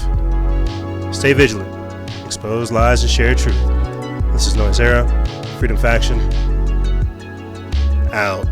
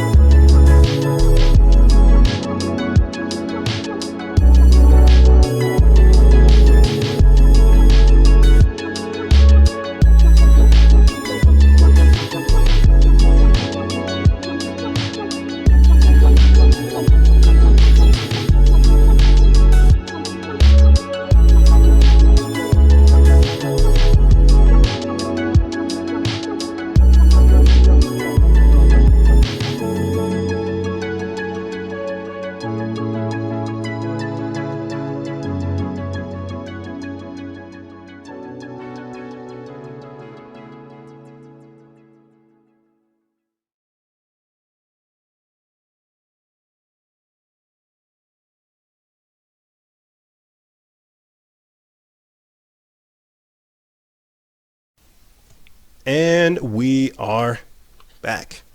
Yeah, you know, I definitely did not intend for that segment to go as long as it did, but I'm glad I got out as much as I could because I wanted to give you guys a comprehensive view about everything that's going on. We took a little bit of a 2-week-long break, and that kind of made the issues pile up. And so, you know, you have to try to get it out there as much as you can. And I don't like beating a dead horse, but I like to make sure things are very thoroughly done, you see. And so that's why we do the things that we do, and that's why we try to put out as much detailed, comprehensive information as possible. I'm not here to waste your time. I'm here to give you an understanding as to what's going on in this time. And with that being said, thank you for tuning in to this segment. That's why I told you the first segment, the Psychosis of Darkness, it was going to be intentionally short because the second segment was the meat and potatoes. It was the body of this transmission, so people understand. That's why you're not really going to understand evil and anarchy, is because it has to consume itself.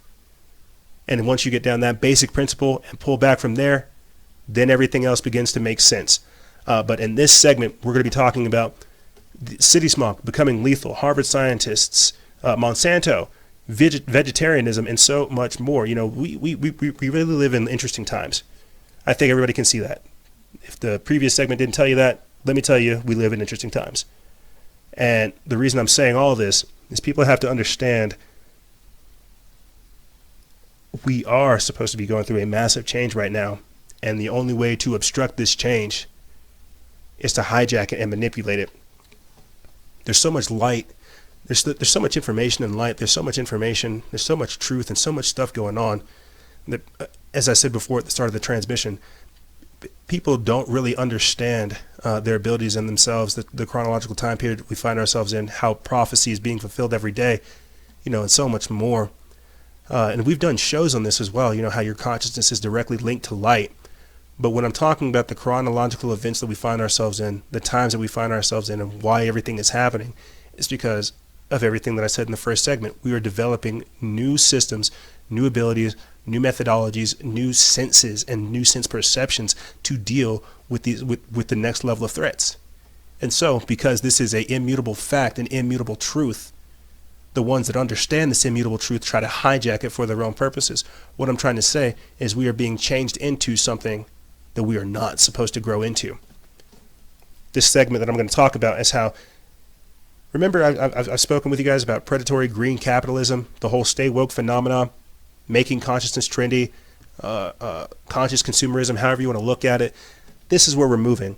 And so this whole corporatized consciousness segment is meant to show you how the whole stay woke phenomena, how it has entered into corporate America. Like Alexandria Ocasio-Cortez, she's trying to talk to air quotes woke Twitter and woke Fedbook and woke Instagram, and the rest of the world is not woke like that. They're not aware of things. Half the times, I digress. Let me just start getting into this stuff.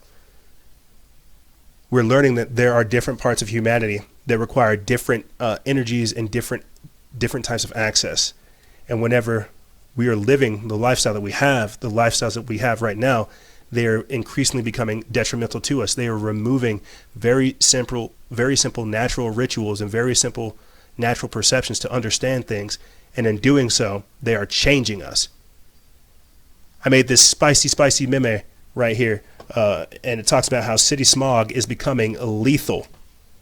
The study claims that dirty air kills about 30,000 people each year.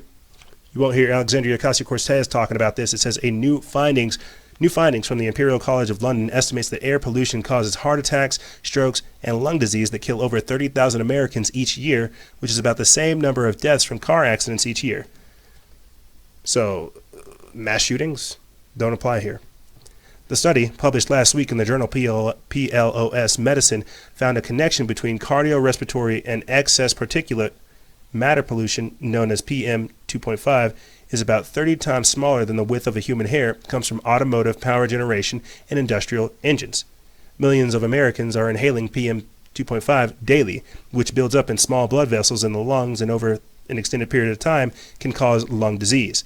These dangerous particles also are absorbed into the bloodstream that can increase the risk of heart disease, the researchers suggested.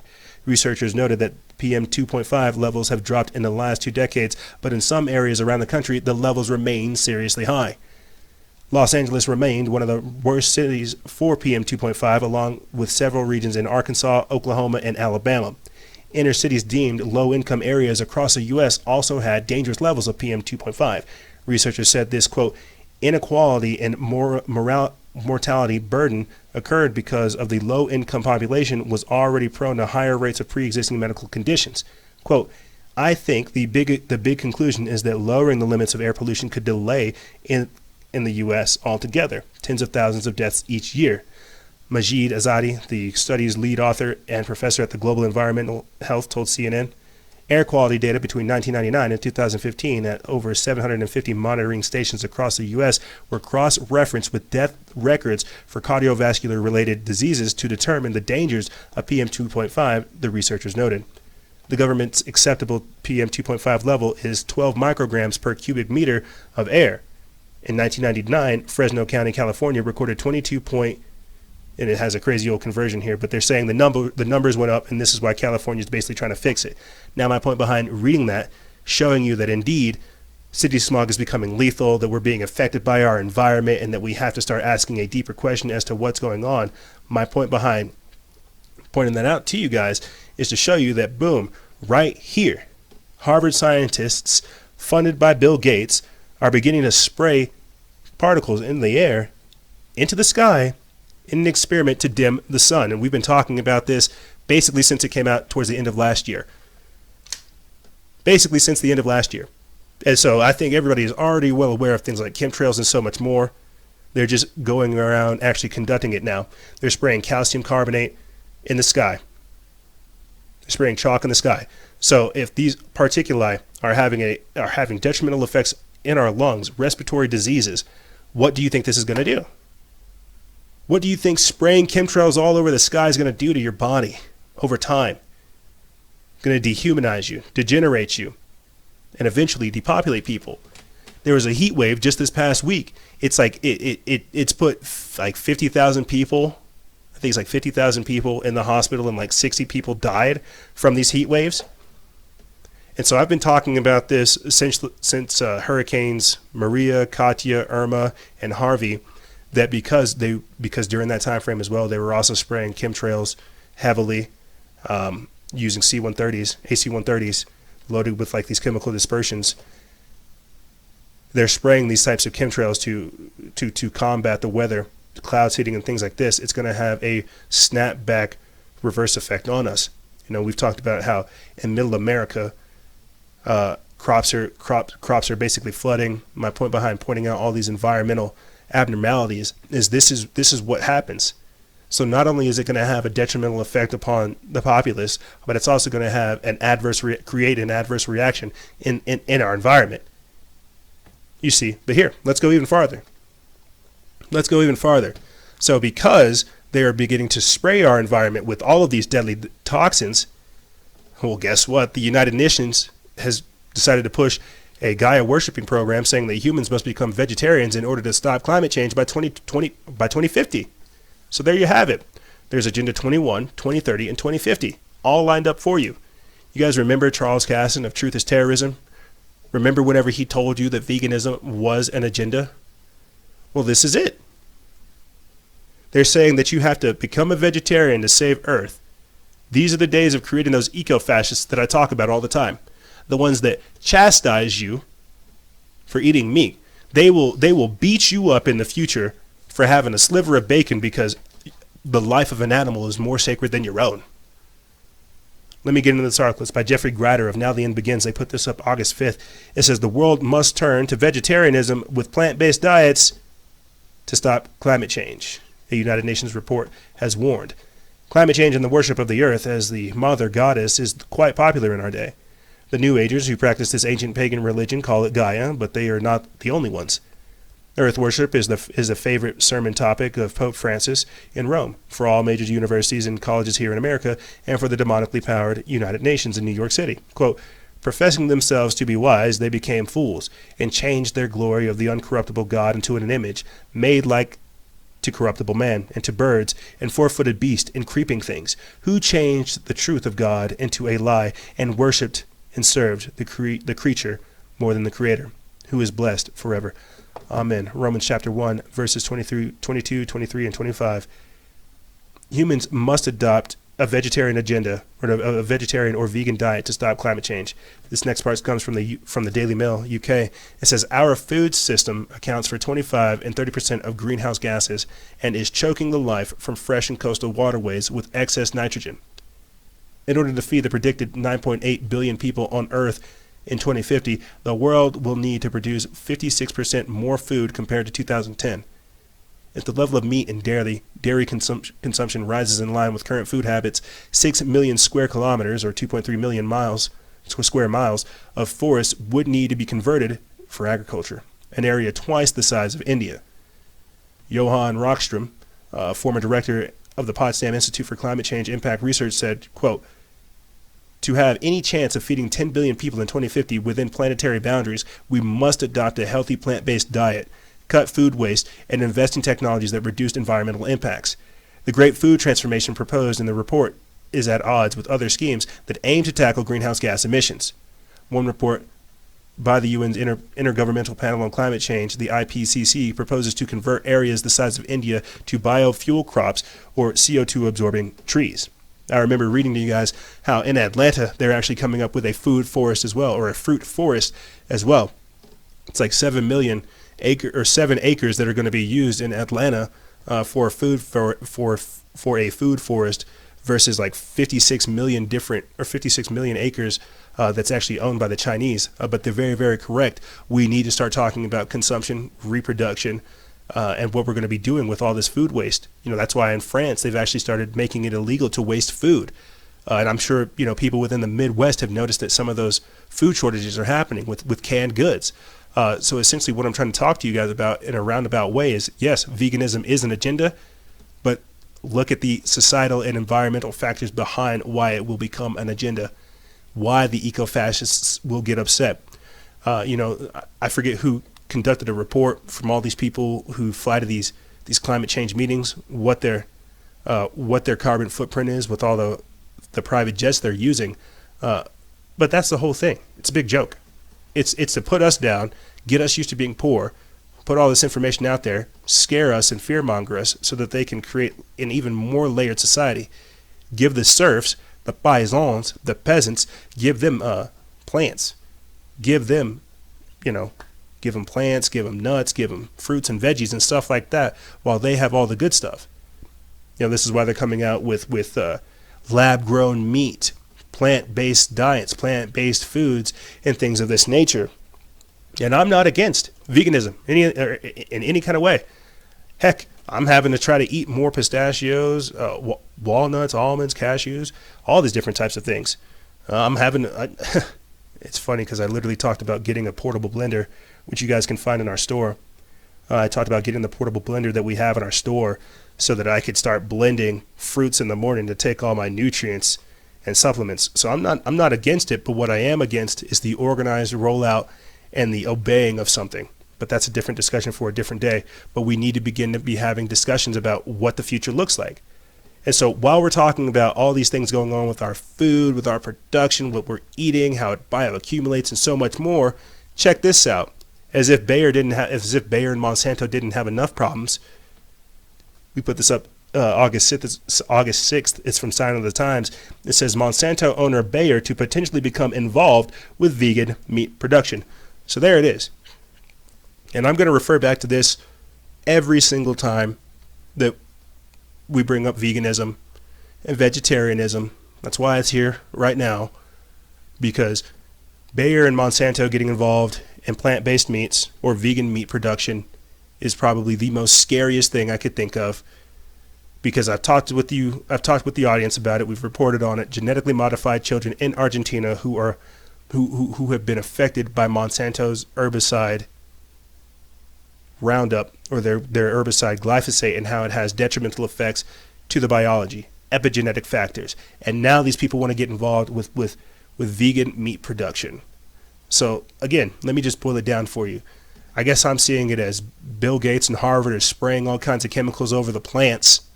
And you got Bayer and Monsanto over here thinking about, well, how can we get in vegan meat production? How can we get in plant-based foods, plant-based diets, lab-grown meat? What I'm trying to say, and I hope you guys are getting this, they're trying to spray your food with a lot of unnecessary chemicals, the vegans as well. And if that's where they're trying to have us go in the future, they just essentially want us to have the chemicals that Monsanto and Bayer are putting out. Let me get into this article. It says pharmaceutical giant Bayer, which owns Monsanto, has said that it is closely watching the plant-based meat market and that it could potentially enter the market as an alternative protein producer. According to Reuters, Bayer's head of research and development, Bob Ryder, made comments during an investor meeting in St. Louis, Missouri, when questioned by analysts about the impact on the rise of plant-based meat upon Bayer's business. Quote, "They are sourcing different types of crops, and that can also create opportunity for us, being a company that is a plant breeding company," said Ryder, who works for Bayer's crop science division. When Bayer bought Monsanto in 2017 for a reported $57 billion, it took control of 29% of the world's seeds and 24% of its pesticides. Its debatable ethics code will lead some vegans to criticize its possible entrance into the vegan marketplace. Here at their website, Bayer describes its use of animals in experiments. For example, one might also look to the use of pesticides Roundup as another case where the company does not appear to align with veganism or environmental concern.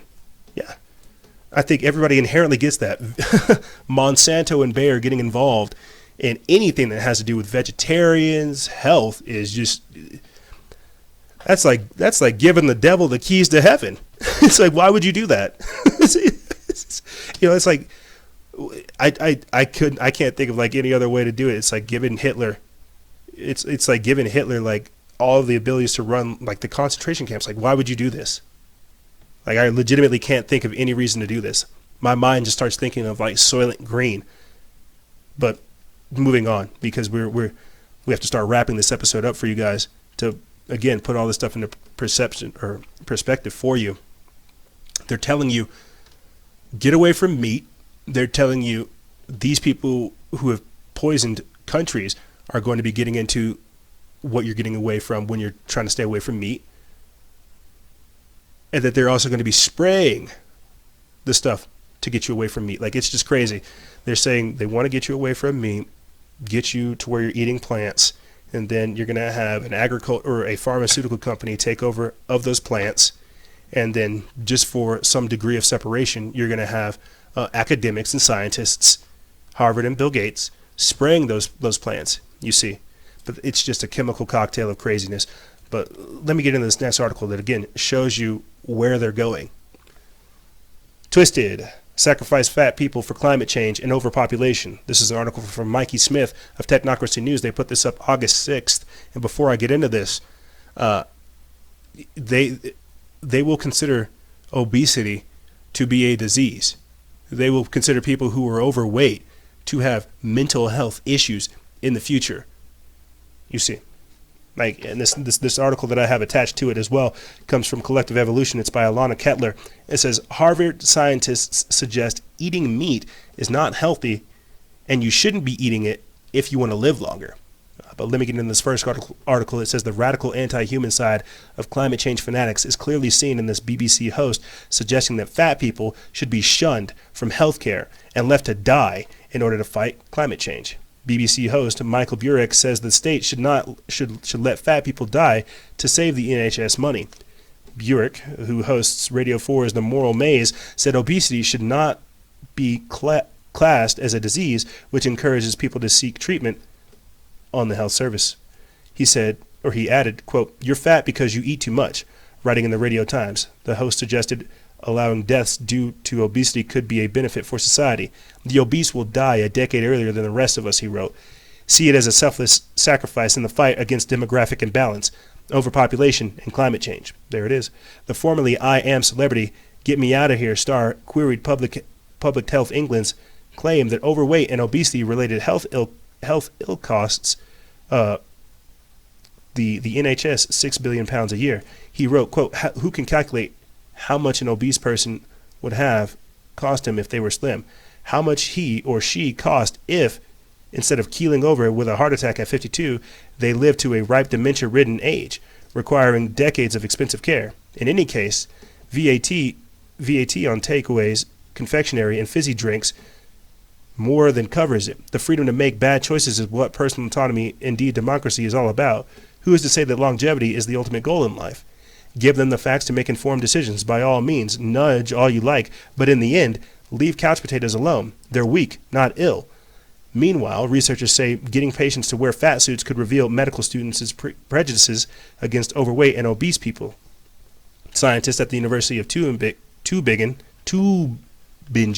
South Germany, asked trainee doctors to take an anti-fat attitude test, AFAT, after taking part in a role play with patients wearing fat suits.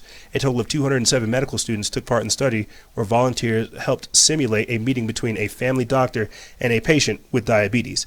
Essentially, it's like with Bill Gates' whole COPSEC formula where they were telling you that the case for killing Granny, it's the case for killing the fat people, the case for killing babies, the case for killing people with dementia, people that have mental health illness. Like this BBC radio host making that statement, that's letting you guys know where they're going. You see, it's more of that whole fall in line with Big Brother. Do what we say or we're going to kill you. The UN pushing vegetarianism. You see how it's like a top-down thing, and the closer it gets to us, the more it's revealed. You see, and that's why it's so dangerous. You see, that's why, is because they're legitimately trying to rob you of your own ability to even take your own health in your hands. Yeah, no, obese people probably do need help, but I don't think that we should let them die. We shouldn't kill them, more or less. We should be trying to figure out ways to help them. Heck, come up with I wouldn't say like a fat vaccine, but get them the help that they need.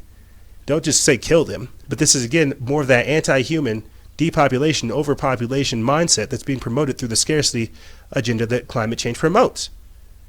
You see, that's why when you get down to the core of it, it really is good and evil, life versus death, obedience versus freedom, order versus chaos. And everything we're talking about is to remind you of that. And so yes, no, stay woke, be aware of these types of things, but at the same time, practice discernment. Don't be so open-minded that your mind falls out to where you're not able to figure out what's going on. I wanted to end this actual segment talking about how there is a disturbing report that reveals how many environmentalists are murdered each week But I think people understand that. The whole point behind that is behind murdering environmentalists is the same thing that they're doing with holistic doctors in the medical field. It's to control the narrative. You will not hear Alexandria Ocasio-Cortez or Greta Thunberg talk about the environmentalists that are killed. You won't hear them talk about the Dakota Access Pipeline. You won't hear them talk about the 3-meter telescope. You won't hear them talk about the Bayou Pipeline. You won't hear them talk about environmental issues, but they will virtue signal and tell you that you're the problem, that you need to fix your issues, that your behavior as a human is detrimental. They call it anthropogenic climate change. You see, the whole point behind pushing that level of propaganda is to play on your guilt, play on your conscience. Just say, you're right, I am a bad person and I should fix things. But see, that's how this all works, you see. And that's why this segment is titled Corporatized Consciousness, is because they want to advance these agendas. And if you don't call them out, if you don't recognize them, you get wrapped up in them. This is Psychosis of Darkness, Organizing Anarchy, and Corporatized Consciousness.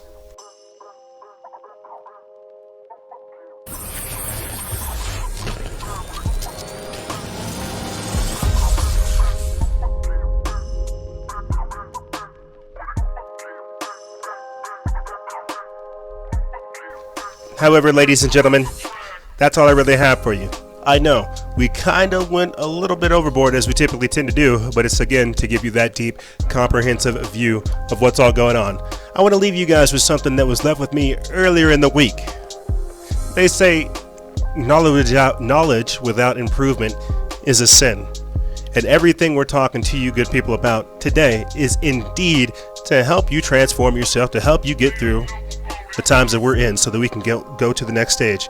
That's why we talk about so much this transhuman, transgender, all this stuff, is because we are supposed to be transformed, becoming even greater versions than ourselves. And that's all this is. This is the test, and we have to come through it. But like I said, ladies and gentlemen, that's all I really have for you guys and gals. If you have any questions, feel free to email me. I'll have it in the description bar below.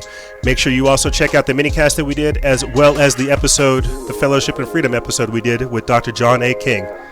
And remember, guys and gals, stay vigilant, expose lies and share truth.